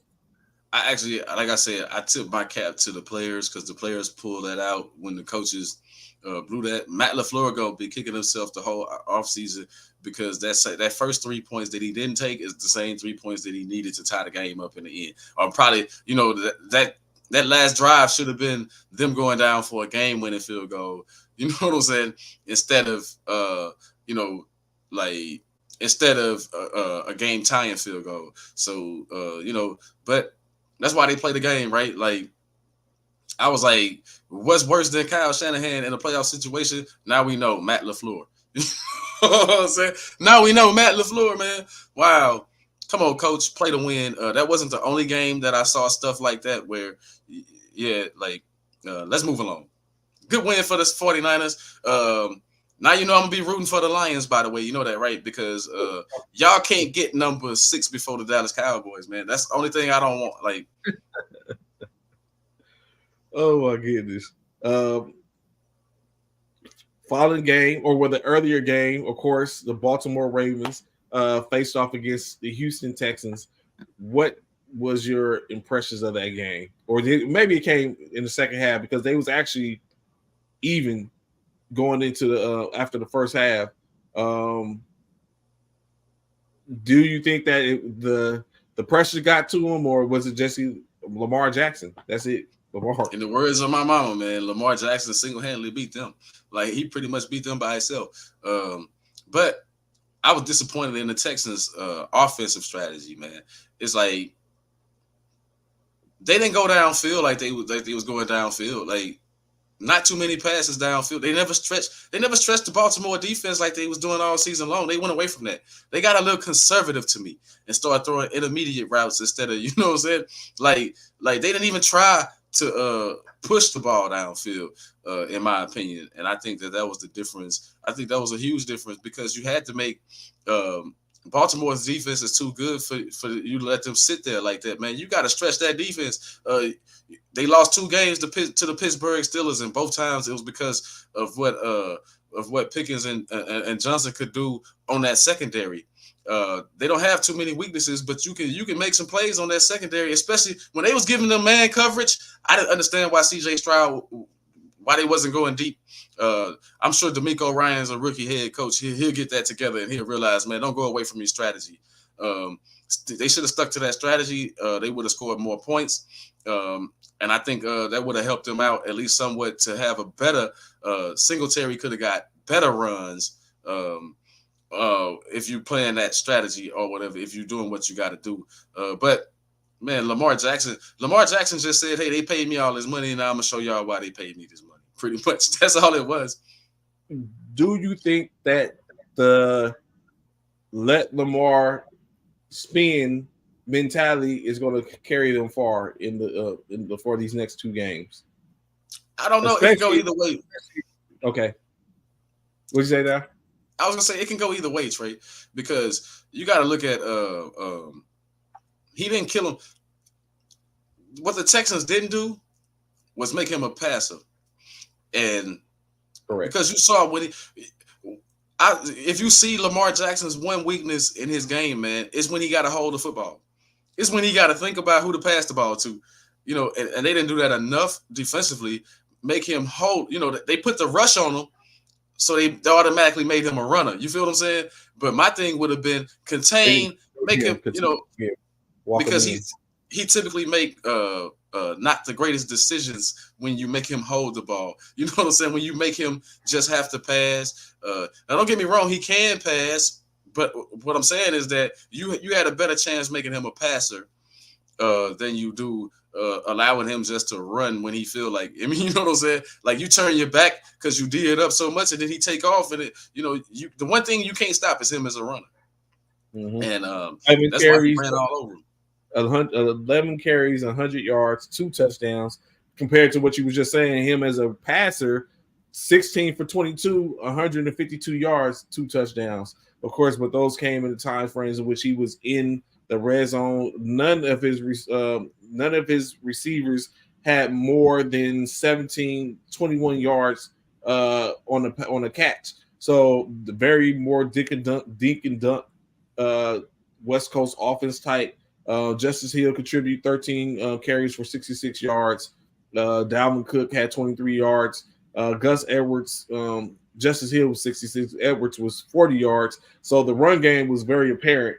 Of course, for C.J. Stroud and company, not so much. C.J. Stroud, 19 for 33, like you said, a lot of throwing of the ball. 175 yards passing. Singletary only carried the ball 9 times for 22 yards. Nico Collins had 68 yards receiving, and that basically led the squad. Was you thinking that it was Coach Ryan's just didn't prepare properly, it wasn't ready, or like you said, in state is they lean too heavy. Yeah, they lean too heavy on they lean too heavy on the offensive coordinators. Sorry about that. It's like the offensive coordinator. I mean, I don't even know if head coaches still do what they used to do back in the days with like the game plan. You organize the game plan with the offensive coordinators, because it's like, the offensive coordinator, you went away from your bread and butter.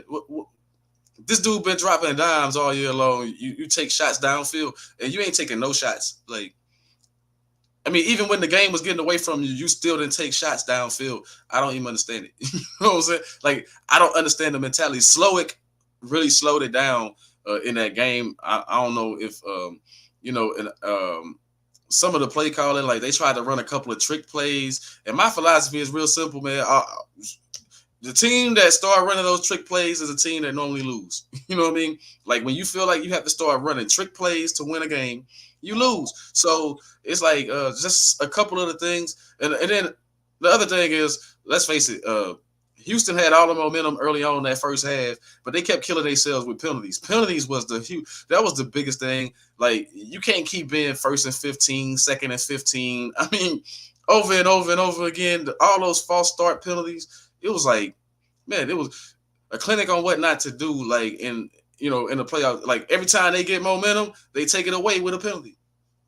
Like Houston, they got a lot of penalties, and I think that may have changed what Slowick was trying to do, right? Because when they was moving the ball pretty good on that defense, here come another penalty, here come another penalty. They put themselves out of field goal range a couple of times. They took themselves out of position to really move the ball effectively in that first half. I think they had like 7 false starts or something. Like it was like ridiculous, and 3 of them like on one drive or something. Like that was like ridiculous to me. All the penalties, the nerves got to them. The crowd loud, you can't hear. Moving forward with the young people, they got to understand that some of it was C.J. Stroud trying to change the call at the line of scrimmage, holding the ball, keeping them down in their stances too long. You can't do that in that environment. So that's just stuff that a young team got to work on. So moving on, of course, to the Sunday. Of course, the Saturday set up what was going to be the number 1 seed still alive, and then in state, once it's all said, the number 3 seeds were the advancers. Of course, the first off, Tampa Bay Buccaneers and Detroit Lions was the first game on Sunday, in which it was going in not knowing who we was going to get, but as we did say, Baker is going to Baker. In state, that's what ended up happening, but not so much in the worst of ways. We seen a late Mike Evans come on. It was looking like it was just going to be very dismal. Rachaad White had a couple of 9 rushes for 55 yards, but no touchdowns. But he did contribute in the passing game as he got 4 receptions for 36 yards and a touchdown in that sense. Baker Mayfield, 26 for 41. With 349 yards rushing, 4 sacks. So Jared Goff, 30 for 43, 287, 2 touchdowns, 2 sacks on the night, no interceptions. Baker Mayfield threw 2 interceptions, including the most costly one that came in the waning seconds. Especially, did you see that right next to where he went, he had a wide open receiver coming into the window? Like, how do you miss that? What do you think about this game? I thought it was a good game. The Lions, I did pick the Lions to win that game, but I picked them for different reasons to win. And I think they won. I think it was a good game, but I'm not going to say Baker necessarily blew it. I thought it was the conservative play calls at certain points in that game where it's like, yo, you got them. The Lions can't stop nobody. And what impressed me was the Lions' pressure that they was able to get, like, on Baker Mayfield. Like, they haven't been able to bring that much pressure on nobody. Like, most, you know what I mean? So it was like they didn't get that kind of pressure on Matthew Stafford. Like, look at all the pressure they got on Baker Mayfield. I was impressed with the defensive play calling by the Lions to put the pressure in Mayfield's face like that. But Mayfield, he caved in the end. I knew they was gonna lose when they pulled that, when they scored a touchdown and then they went for 2. For me, it was over right there. It was like, no matter what, even if you get the ball back, this game over. Like, why would you go for 2 right there? I didn't understand that. Todd Bowles, that didn't even make sense. In my mind, that didn't make sense. But I give Dan Campbell a lot of credit for having that team ball out, man. Like, certain players I liked and appreciated. I don't really think Montgomery and Gibbs was all right here and there, but I don't think they impact. To me, it was having the gall to keep throwing that man when, you know what I'm saying, when you got a slight lead or when you got a lead. It was Goff, man, and Goff constantly finding the right person. You know what I'm saying? Like, time after time, him putting the ball in the right person's hand, I think that made a difference in the game. But I will say this for Baker Mayfield. That last drive, that's another one. It's like Jordan Love to me in that game. In the other game, same thing. Man, you didn't have to force that pass. You could have lived to play another down. You know what I'm saying? It's a such thing as throw it at their feet. I know the rush was coming. Just throw it at their feet or something just to not get the intentional grounding. Or even an intentional grounding wouldn't have been bad in that position. You know what I'm saying? I mean, I'm just saying anything other than throwing it in the hands of the other team. Mike Evans was kind of disappointing to me early on in that game because he was missing a lot of passes. Yeah, he was. Like, early, that could have changed the game. He came on late, 8 receptions, 127 yards, 147 yards receiving on 12 targets. Again, like I said, Baker definitely had an opportunity, especially that drive with which he threw it. And as I looked as the play, I was like, why is he throwing it there when he has a receiver that's at least 6 yards in distance from the closest player? But I mean, I guess he didn't see it. He didn't see him in that window. He went where he thought he was going to be effective. It didn't end up working for him.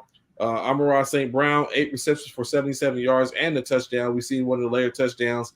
One of the key things, though, Jahmyr Gibbs, 74 yards rushing in the touchdown, right? 60 of them 74 yards came without any contact. Is it the line? Was the line affected? Did he find the right holes? Was it just one call? Because, of course, we know his longest rush was a 31-yard touchdown. So, Jahmyr Gibbs. To me, Todd Bowles is supposed to be this mastermind defensive player. I don't like the defenses that he ran out there. He never really, like I said, on one end, I was impressed with the Lions for getting pressure on Baker Mayfield, but he never cranked up the pressure to put pressure on Goff on the other end. Like he went away from his blitz strategy. He didn't blitz like he normally would in games, man. It was like, what is he doing? Like, you just go sit back there and get picked apart. You know what I'm saying? You just go sit back there.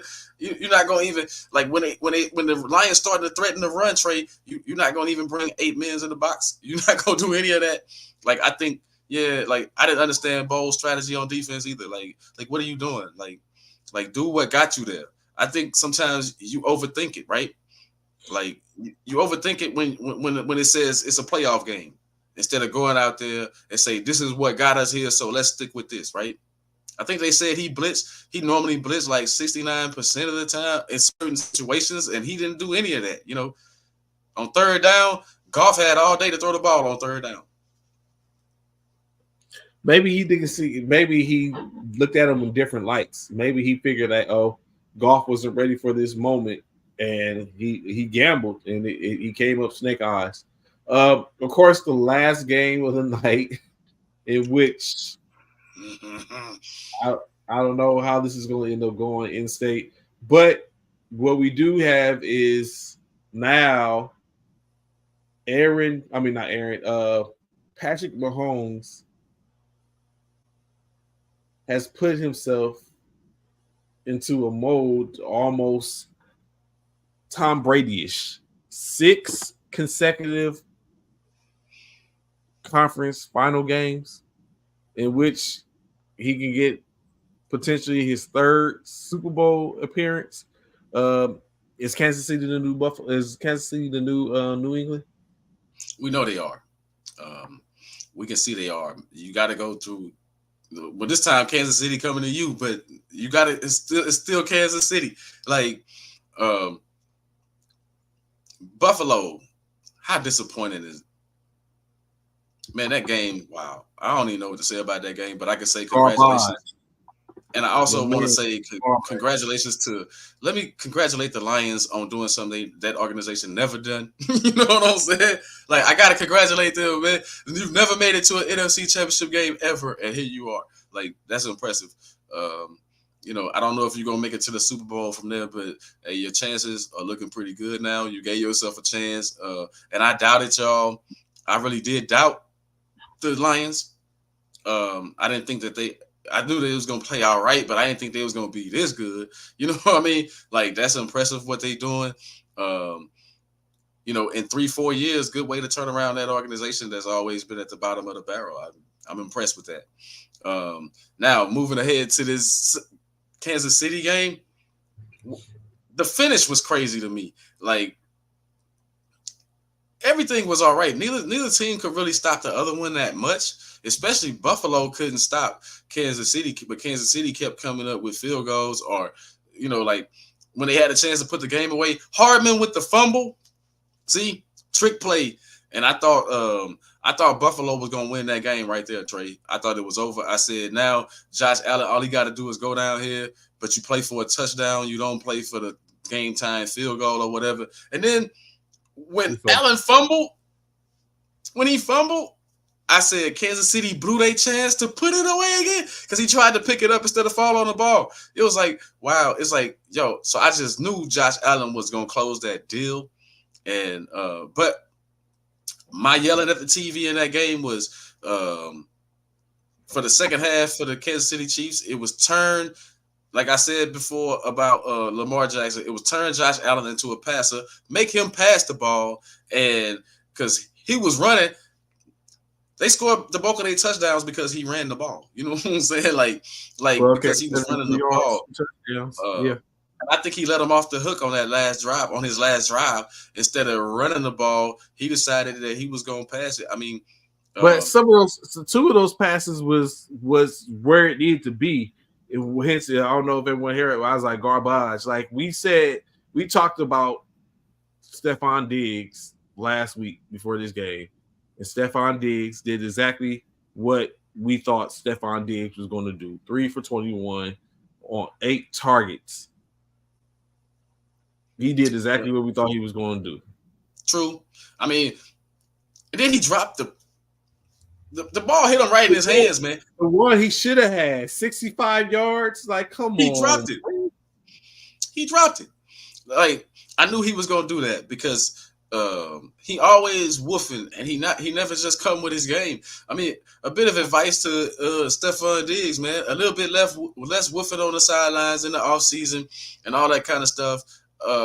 And man, focus on your game. Go out there and contribute to your team. Like in the end, all I've been hearing about experts since last night or whatever, all I've been hearing about was on that one pass that Allen threw on second down to the end zone on their last drive or whatever. They say Stephon Diggs was right there. Romo said it first. I hear all these people say Stephon Diggs was wide open right there. Now, would you throw him the ball? The elephant on the field was after you done dropped the ball consistently, would I throw you the ball even if you wide open? No, I'm not throwing. I mean, Allen just said, no, I'm not throwing you the ball, period. Because I went to you and you haven't made one play. You know what I'm saying? You haven't helped me out one time. I felt like Allen should have ran the ball. I felt like they should have, on that last drive, you didn't have to give Kansas City the ball back. I mean, even if you would have kicked that field goal, it was 1 minute and 40-some seconds left. Patrick Mahomes going to beat you still. So I thought, like you eat up more time and so on second down, instead of that being a pass play, that should have been a design. In my mind, it should have been a design quarterback run. It was the one thing that the Chiefs didn't have an answer for all game. I think you run that, and then on third down, depends on how close you are, then you make up your mind. You know what I'm saying? But I think you put the ball in Josh Allen's hands the other way as a runner and not as a passer. I think effectively he could have did either or. They could have did, and he could have worked with. It's just that his team wasn't dialed in with him, or maybe Dalton Kincaid.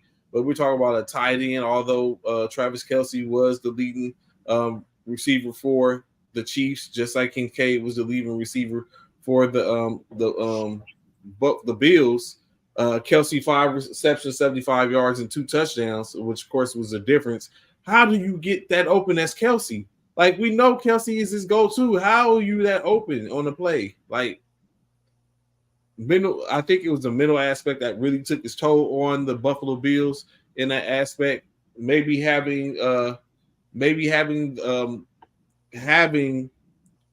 home field advantage wasn't enough, and they didn't take care of business. Now, of course, they're sitting at home waiting to see who's going to be representing the AFC in the Super Bowl, Kansas City or Buffalo, of course.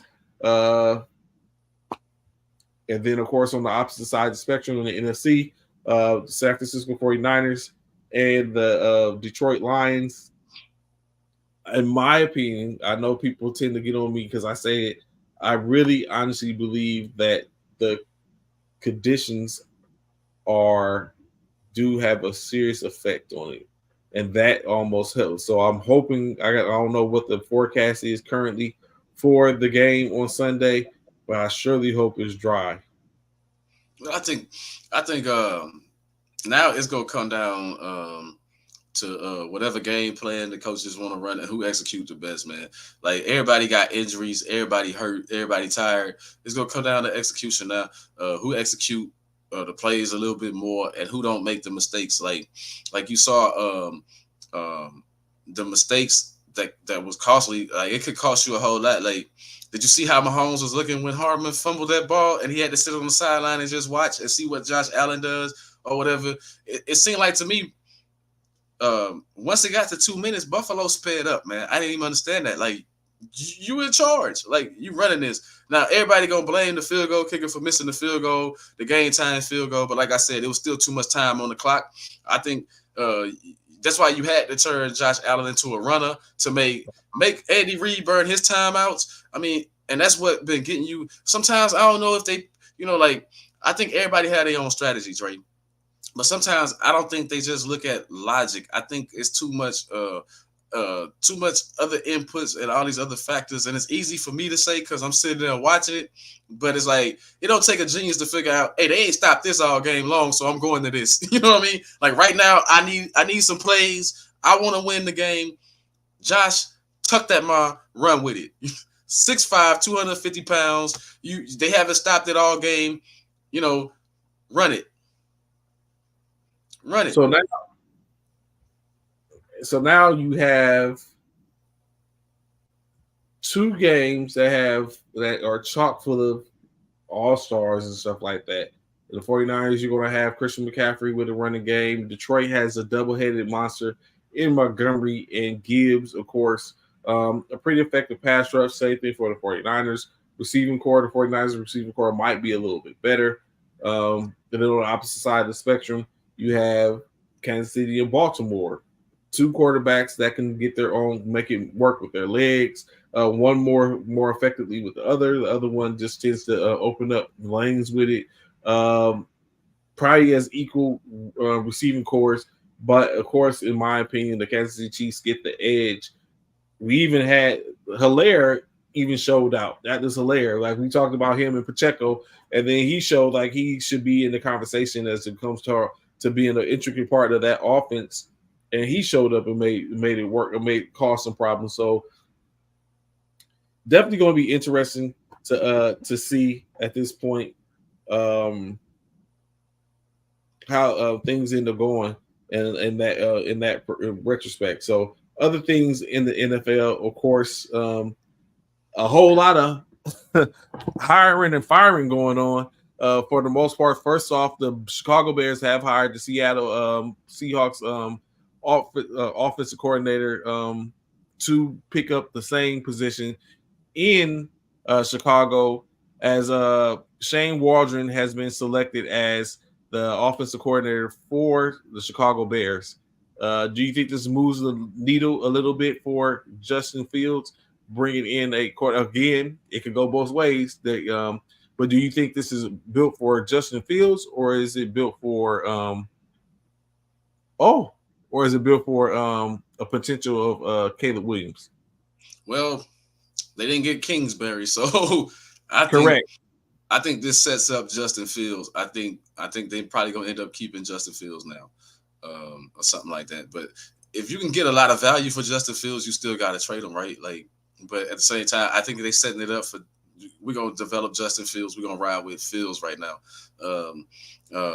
Caleb Williams, he can go somewhere else. He gonna be all right. He'll land on his feet. I think you trade that pick, or if you use that first overall pick, you take Marvin Harrison Jr., man. I mean, he probably gonna be the best player in that draft anyway, right now. Of course, more when it comes down to coaches.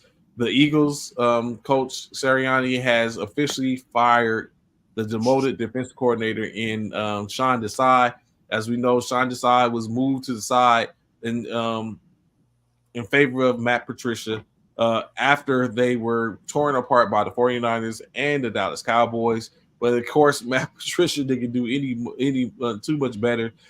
Instead, I guess, is a situation to where Coach Sirianni had to basically continue on. How do you bring back your demoted defensive coordinator, even after who you replaced him with wasn't any good as well?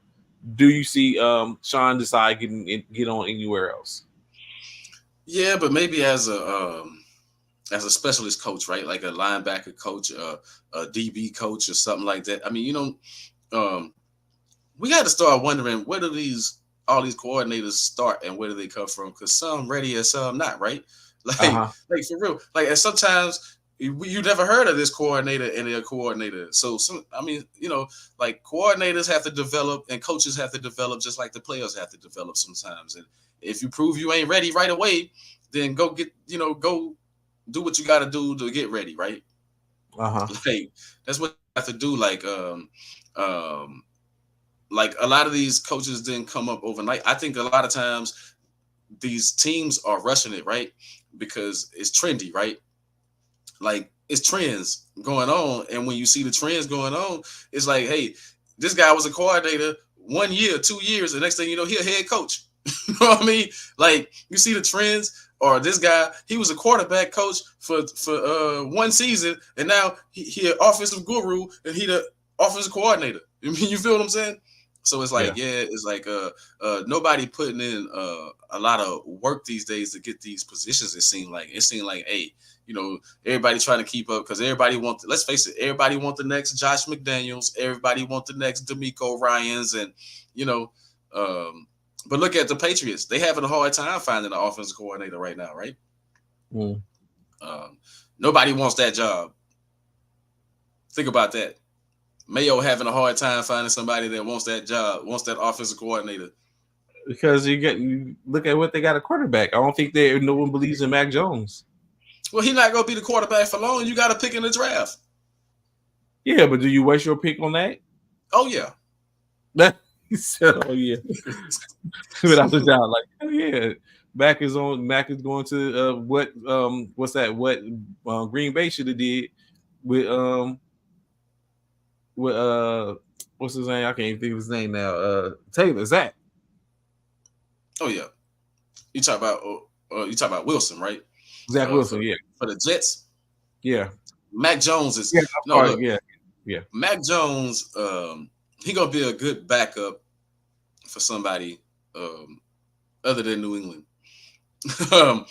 Yeah, I think his tour in New England is over. It's got to be over. You got to bring in. You got to Bill Belichick gone. You got to make a splash, man. You need a star. So find one of these star quarterbacks coming out of college. That's gonna be the new face of your team to try to, what I'm saying? Because everything is gonna be the memory of Bill and Tom.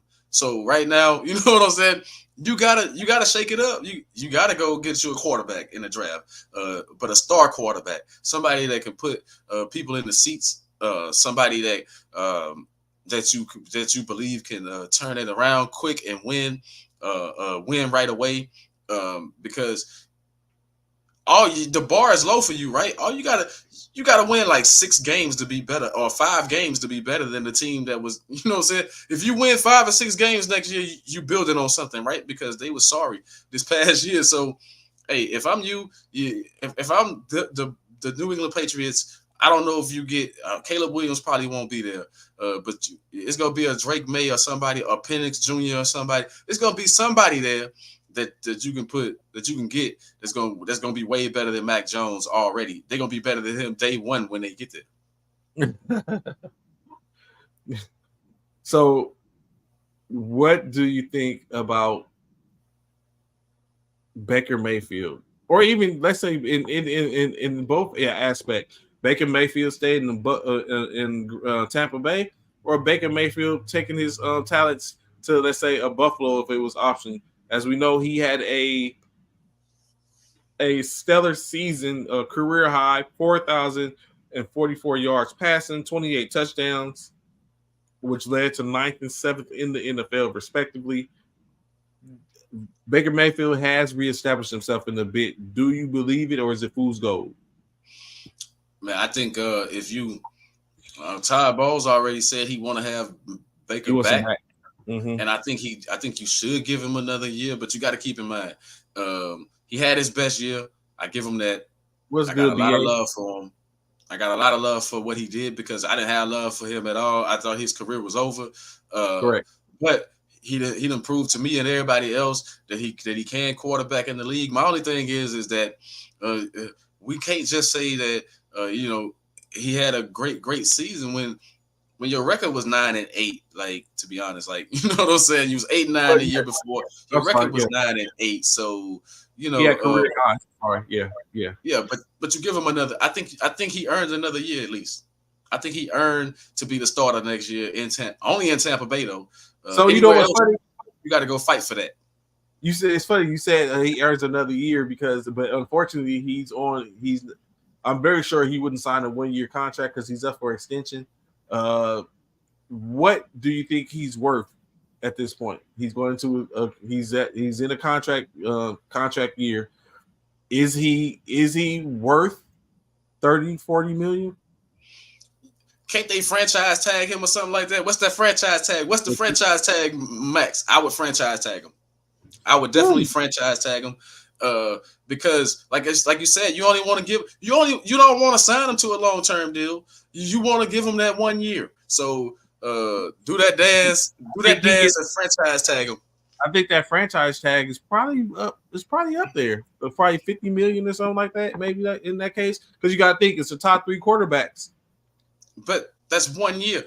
Like, that's 1 year. Like, you're gonna have to pay. Like, if you give him an extension, you're gonna have to pay him somewhere close in that market because the market about to change. These other quarterbacks about to make it 60 million. Like Dak Prescott about to get, like when his extension up, he finna get a whole lot of money, whether he deserve it or not. You know what I mean? What I'm saying is he finna get a whole lot of money, man. They finna change the market again. It's gonna be 60 million, 65 million. It's gonna be the market for the top tier quarterbacks. So 50 million. Hey, if Daniel Jones can get nearly that, then Baker, it should be close. But for 1 year franchise tag, you're going to put that franchise tag on somebody anyway. Might as well be Baker if you don't want to pay him. Now, if you want to extend him, then that's going to be hard to do without paying him close to market value.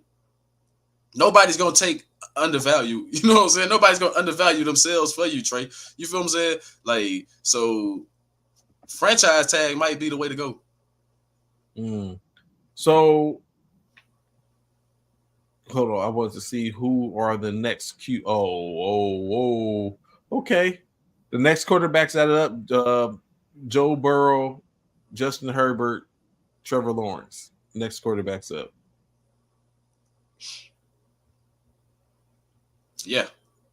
Yeah. So look at the market. You know what I'm saying? Like, Trevor Lawrence has been a disappointment, but he's still going to get this. He's going to get the money. Expectation probably 50 million a year, potentially. I don't know. Justin Herbert, Joe Burrow.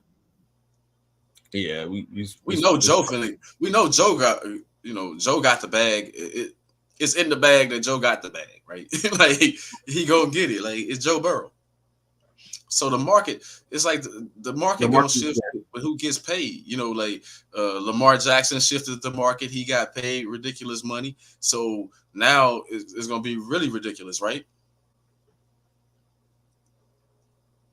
I mean, it's definitely going to be a whole different ball game when it comes to it. So going into quarterback, I mean these not quarterbacks, going into coaches. The Atlanta Falcons have afforded both Jim Harbaugh and Bill Belichick second interviews. What do you think that's looking like? What do you think Harbaugh is going to leave Michigan and pull up in the NFL? Does Belichick get Atlanta, or does he have to go somewhere else? What you thinking? How you feeling? I see. What a slap in the face to the great one. Really? I'm serious. If you Bill Belichick, you don't. If I'm Bill Belichick, I don't even do a second interview with you. Like, are you serious? Man, get out of here, man. How you go second interview the GOAT, man? That's for some Harbaugh. Like, what did Brady say a few years ago? That guy? I mean, you know what I'm saying? This guy ain't won nothing. I got 6 rings as a head coach. 2 more as an assistant coach. I got 8 rings. What are we doing here, people? What are we talking about? Like, if I'm not the one for the job, then that's not my job. So if I'm Bill Belichick, I don't even want Atlanta no more. I'm like, screw you. Next, for me, excuse my language, but I'm like, screw you. I'm on to the next team. Like, what an insult. You know what I'm saying? That's an insult. So, what have you done for me lately comes to play when you think about that. And Bill Belichick hasn't been that hot as a coach in the last 3 or 4 years. So I can see, yes, you get a second interview. When the last time Atlanta won a Super Bowl? They haven't. When the last time they went to a Super Bowl? When I bet you Bill been better. Bill been better more recent than they've been relevant. I mean, you know what I'm saying? I mean, I'm saying stop it. You know what I'm saying? Stop it, man. Man, stop that. You ain't never had nothing like that on your sideline ever, Atlanta. You ain't never stop it. You ain't never had nothing like that. Ever. Like, no. Like, you know what you had on your sideline? I think his name Dan Quinn played with my Cowboys or whatever. That's who you had. That's who you had on your sideline. And guess who did he lose to in the Super Bowl? Facts. I mean, I'm saying, like, Harbaugh, how many Super Bowl rings Harbaugh got? Just saying. Zero. But Harbaugh is a Super Bowl quarterback, is a Super Bowl coach. Okay, look. This is what I'm saying. You got a guy that I'm assuming, all playing aside, I'm assuming you doing the whole second interview thing to see what Bill plan is as far as who all he bringing in, what kind, and all that other stuff. I'm sure it's not about pedigree. I'm sure you're doing the same thing with Harbaugh, right? You like, what's your plan? Who you plan on bringing in? Like, what's your strategy overall and stuff like that. So I kind of get what they doing, but at the same time, it like, if I'm Bill, I'm like, that's an insult. Like, dude, if I ain't proved enough, like in 24 years in New England, like, like how many times we had the division on lock, like, you know what I'm saying? We're going to start there. If I'm Bill, I'm like, we're going to start winning this weak division. I'm going to show you how to win this division. You know what I'm saying? Then I'm going to show you how to, you know what I'm saying? I mean, but Bill up older in age, so that might be a factor in it. Harbaugh is a little bit younger, so yeah. I think that might play a factor on how many years. Not to forget, like, let's be honest, in which I'm dreading, Harbaugh, when he left, he was still, the 49ers were still in pretty good shape when he left. I mean, he didn't go out, outside of not winning the Super Bowl, but he left. And let's be honest, he probably only left because he seen there was nothing left at quarterback, and he took his chance. His alma mater came calling, and Kaepernick was still there. Kaepernick had just came back off his injury, right? But Kaepernick was still there. Like your man was still there. I think Harbaugh ducked because he realized that he wasn't gonna get it done, and then he went to Michigan to take that money and build himself up, man. And now he's so hot, he can go to any team in the NFL. Like they need a coach right now. So, like, it's up for Harbaugh. I think Atlanta and maybe well, the Raiders already locked down their coach. So what other jobs are available to Bill? I'm just saying, like, Bill is more limited. Los Angeles. But Bill is more limited than Harbaugh. Harbaugh can go to any one of them teams, right? Yeah. If you build, you ain't trying to go to no team where you got to rebuild all over again, right? Where you got to try to, but maybe that's it. Maybe Bill wants too much control. You know what I'm saying? I would think that the best two fits for him right now would be even Los Angeles or Atlanta, because they both are chock full of talent. Now, if we're talking about Carolina, who else lost their coach? Tennessee, like, who was those? Those are, like you said, rebuilds. To where it's like, who's gonna go and try to rebuild, do that? Like, I'm not, like you said, and that's not for Bill. You know what I'm saying? But of course, like what? Who else? Wasn't another one? Yeah, those two. So Well, yeah, so Seattle's still up for grabs too, yeah, right? Like, correct. Yeah, Seattle. so But is that? you know, I think that's more along. I think Seattle's more along the lines of Carolina and Tennessee than it is Atlanta and I Los don't know. Angeles. So They yeah, just collapsed at the end of the season, right?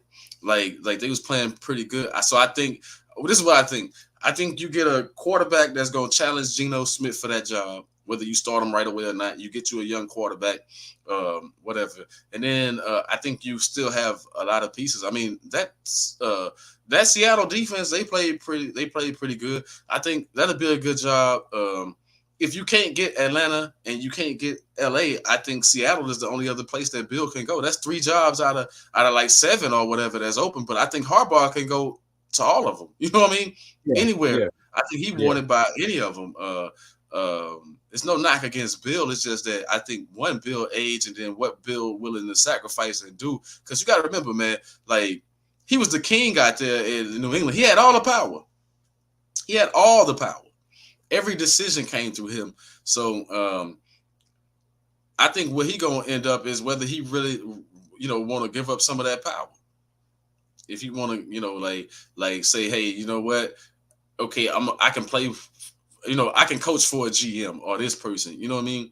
Or that person, or something like that. So, who knows? That might be the end of Bill, right? Like if he don't get the Atlanta job, that might be it, right?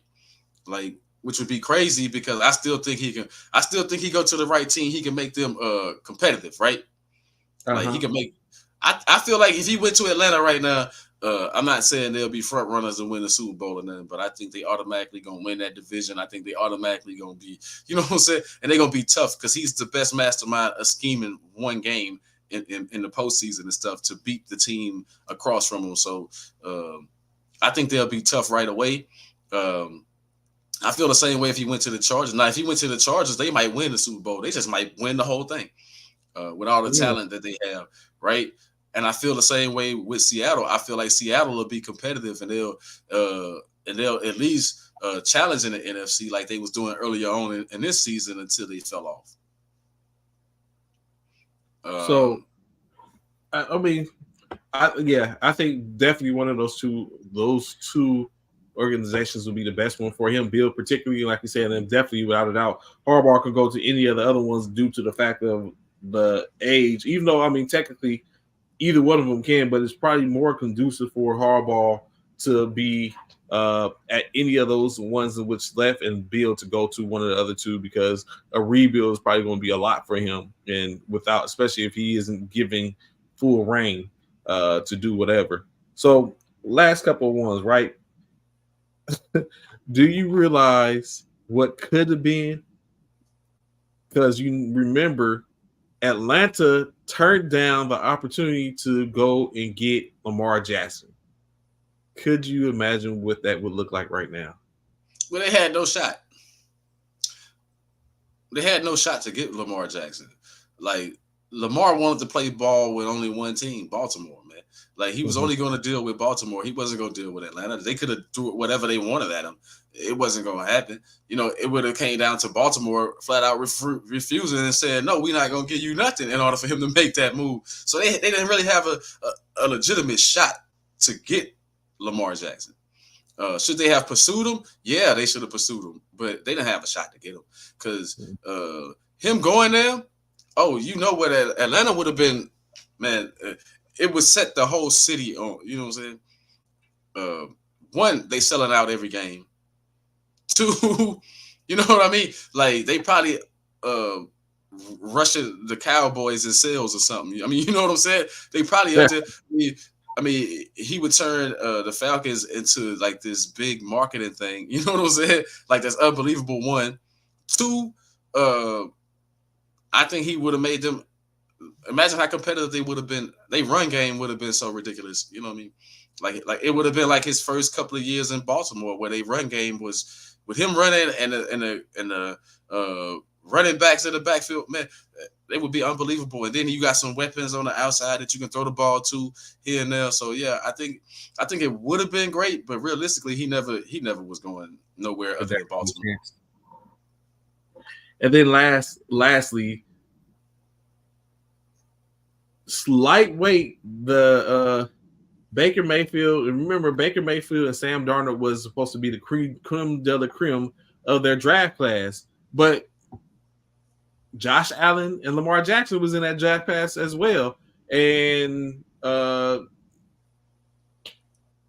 has a MVP, Super Bowl, has a league MVP to his name. Josh Allen has become very heralded, and now Lamar Jackson is on his on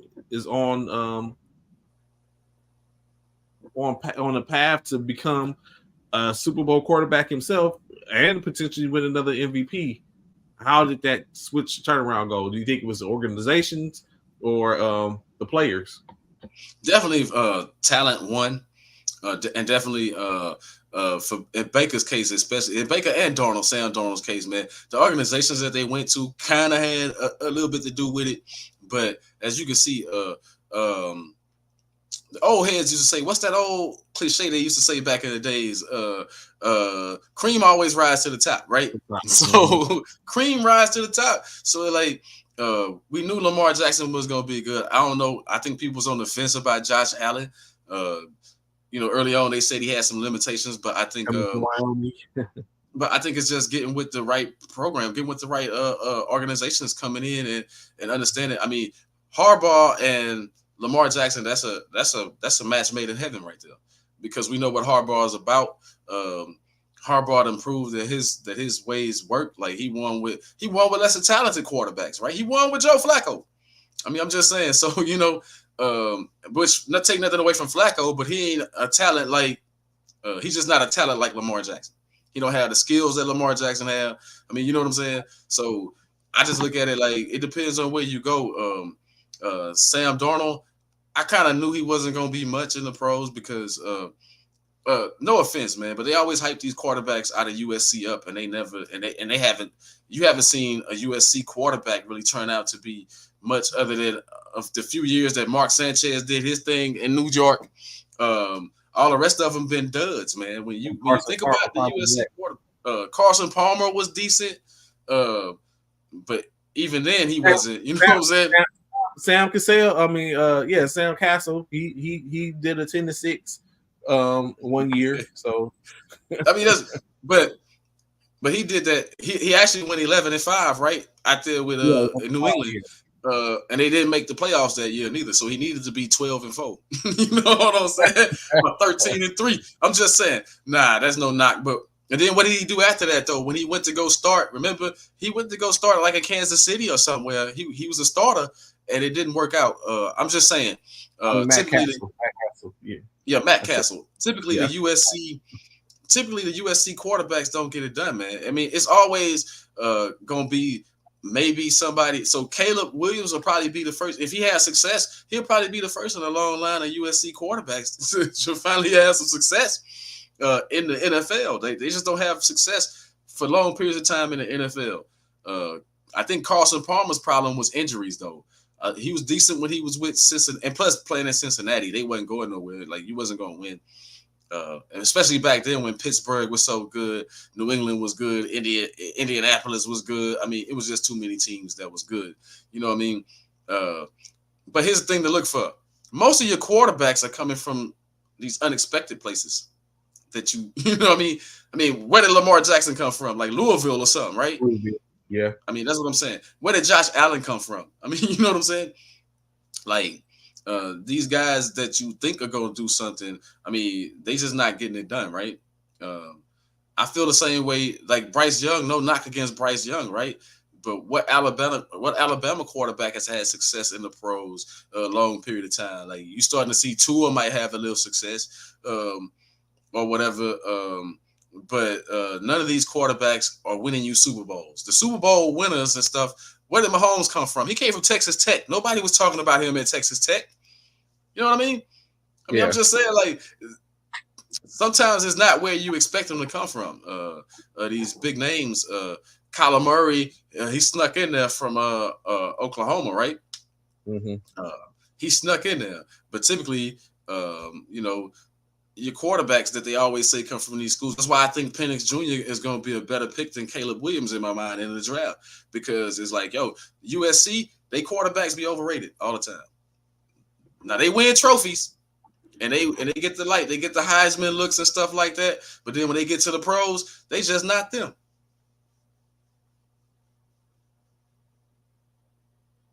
I can give you that. Like you said, definitely, especially when you look at our ladder in the quarterback, the Booties, the Darnolds, the other ones haven't come. We haven't seen another. All those quarterbacks we went through in the last couple of years, the Slovis, Daniels, we ain't seen or heard anything from them, and none of them drafted. So I can give you that. I'm willing to. And take in consideration, Bryce Young was at one point a USC quarterback until he decided to transfer. So, I mean, like I said, it can change, right? Yeah. Like Caleb Williams could be the first in a long line to really be successful, and I don't doubt that he can do it. I already don't like his approach to it, right? Like trying to, it's like, man, you have to go to one of these teams. If you want to play in the NFL, you have to go to one of these teams. You know what I'm saying? And I feel like if you feel like you that dude and you feel like you confident and you successful within yourself and all that different stuff, if you have that mindset, it don't matter where you go. Joe Burrow went to Cincinnati. What was Cincinnati doing before he got there? They've already seen a Super Bowl. You feel what I'm saying? Like, and they probably would have been in the playoffs this year too if he wasn't injured, right? If he wasn't hurt early on. But I'm just saying, I just want the young man go show what you got and buck the trend. I'm all for the first in the bucking the trends. That's why I'm going with the Lions to get to their first Super Bowl. I'm going with the Lions to let's see a first now. So it's funny that you say that, right? Because my initial thought was, do we see a Detroit and Buffalo situation to where someone who hasn't won? I think the Lions have, but years, like many moons ago, but someone that hadn't won in this era to put themselves in position to win Super Bowl, or so. That was one of the things I was looking at. I was like, that's interesting. That'll be interesting. But of course, we know we see that that's not going to happen. So now it's basically looking at an opportunity for two quarterbacks who hasn't been there yet, i.e. Brock Purdy and Lamar Jackson, to match up against each other where they become like, yes, we've seen the same one, or do we get a remake of a Super Bowl 3 years ago, to where we see Patrick Mahomes back again against the San Francisco 49ers. This time, instead of Jimmy Garoppolo, it's Brock Purdy. What's that? Two Big 12 quarterbacks from back in the day. So one of the two things in which we'll get to see first is see if it was the first. What I definitely don't want to see is anything that has Jared Goff in it. That's what I don't want to see, of course, going forward. So I didn't even mention it, but Jared Goff did. If the Tampa Bay Bucks defenders could hold on to the ball, he did throw it right to him a couple of times. He does that every game though, so he's gonna do that. Like Jared Goff gonna throw the ball to the other team at least once or twice a game, once minimum. You know what I'm saying? 2-3 times, but hey, it happens. But Jared Goff, I don't think it's about him. I don't think what's happening with Detroit is about him no more. I think it's about the rest of that team. I think it's about the coaching staff. I think it's about just the momentum that they got right now. So San Francisco better watch out because they looking like they for real. And on the other side, let's stop it, man. Until you beat Mahomes, Lamar, you ain't beat nobody until you beat Mahomes. So go out there and beat Mahomes is all I'm going to say about that. Go out there head-to-head, beat Mahomes, then you did something because we know what Mahomes going to do, right? Like we know Mahomes gonna play. We know Mahomes gonna give you. We know that if it come down to something close, Mahomes gonna stand up and he gonna represent for the most part. Like he's beatable though, because he been beat twice, right? Brady beat him, but look who beat him though, Brady and Burrow. So Lamar, put your name up there. Make it Brady, Burrow, and Mahomes. You know what I'm saying? I mean, I'm Brady and Jackson. I mean, and Lamar. Jackson. But we'll see, man. It definitely will end up seeing. So, of course, y'all know we'll be back. I know Coach has said that what he thinks, but maybe we give him some time to sit up and think about it. Of course, we'll be back, of course, especially later in the week to sit up and discuss and talk about what we're looking at in these games. I might even change my mind. Maybe I look and be like, there's no Debo. There's no chance of us to win. I just got to call it what it is. It's a possibility. We never know what's going up, but we greatly appreciate y'all tapping in with us this morning and having the conversation. Look forward to speaking to y'all later. Any last words, Coach, before we get up out of here? Yeah, the last thing I want to say is, man, yesterday before the game, I was checking out Ohio State and Iowa women play ball, man, and even though Ohio State ended up winning the game, that Caitlin Clark dropping 45 points or whatever she had, it was ridiculous. What they going to do with her? Like, I think she's going to be, and plus, this is what I wanted to say. Marketing strategy right there for the WNBA is Caitlin Clark. They need to get her in a WNBA uniform as soon as possible because 18,000 fans at a women's college game in Ohio State, and you know they were there to see Caitlin Clark. That's all I'm saying. And I agree. Caitlin is paid must-see TV, especially when you get in, especially if you can put her amongst the other previous must-see TVs, Anesco, Sabrina, Deladon, all them, the Aces, all that type of stuff. Can you put her in those markets? And the markets are small, which means with less teams, that means there's more of a possibility for there to be more players on same teams. Right now, you have Sabrina Stewart. She's up for free agency. Jonelle Jones is up for free agency. So if they don't sign back in New York at the Liberty, then where do they sign? Do they potentially be like, we going out west, pulling up at the Spark so they can challenge the Aces? Is that a possibility? Do they decide to stay there? Like we just talked about Caitlin Clark, if she decides to come in, we still got Angel Reese. That's a possibility. And a couple of players that's on that's in South Carolina. Juju Watkins, if she wants to go pro after this weekend, although they did lose last night, but I mean she is as advertised. So it's like there's plenty of players that's out there. Van Vliet. What's her name? She just transferred to LSU. I can't think of her name right now. But it's plenty of people that's out there that could potentially make a difference when it comes to those games that set the market and maybe team up.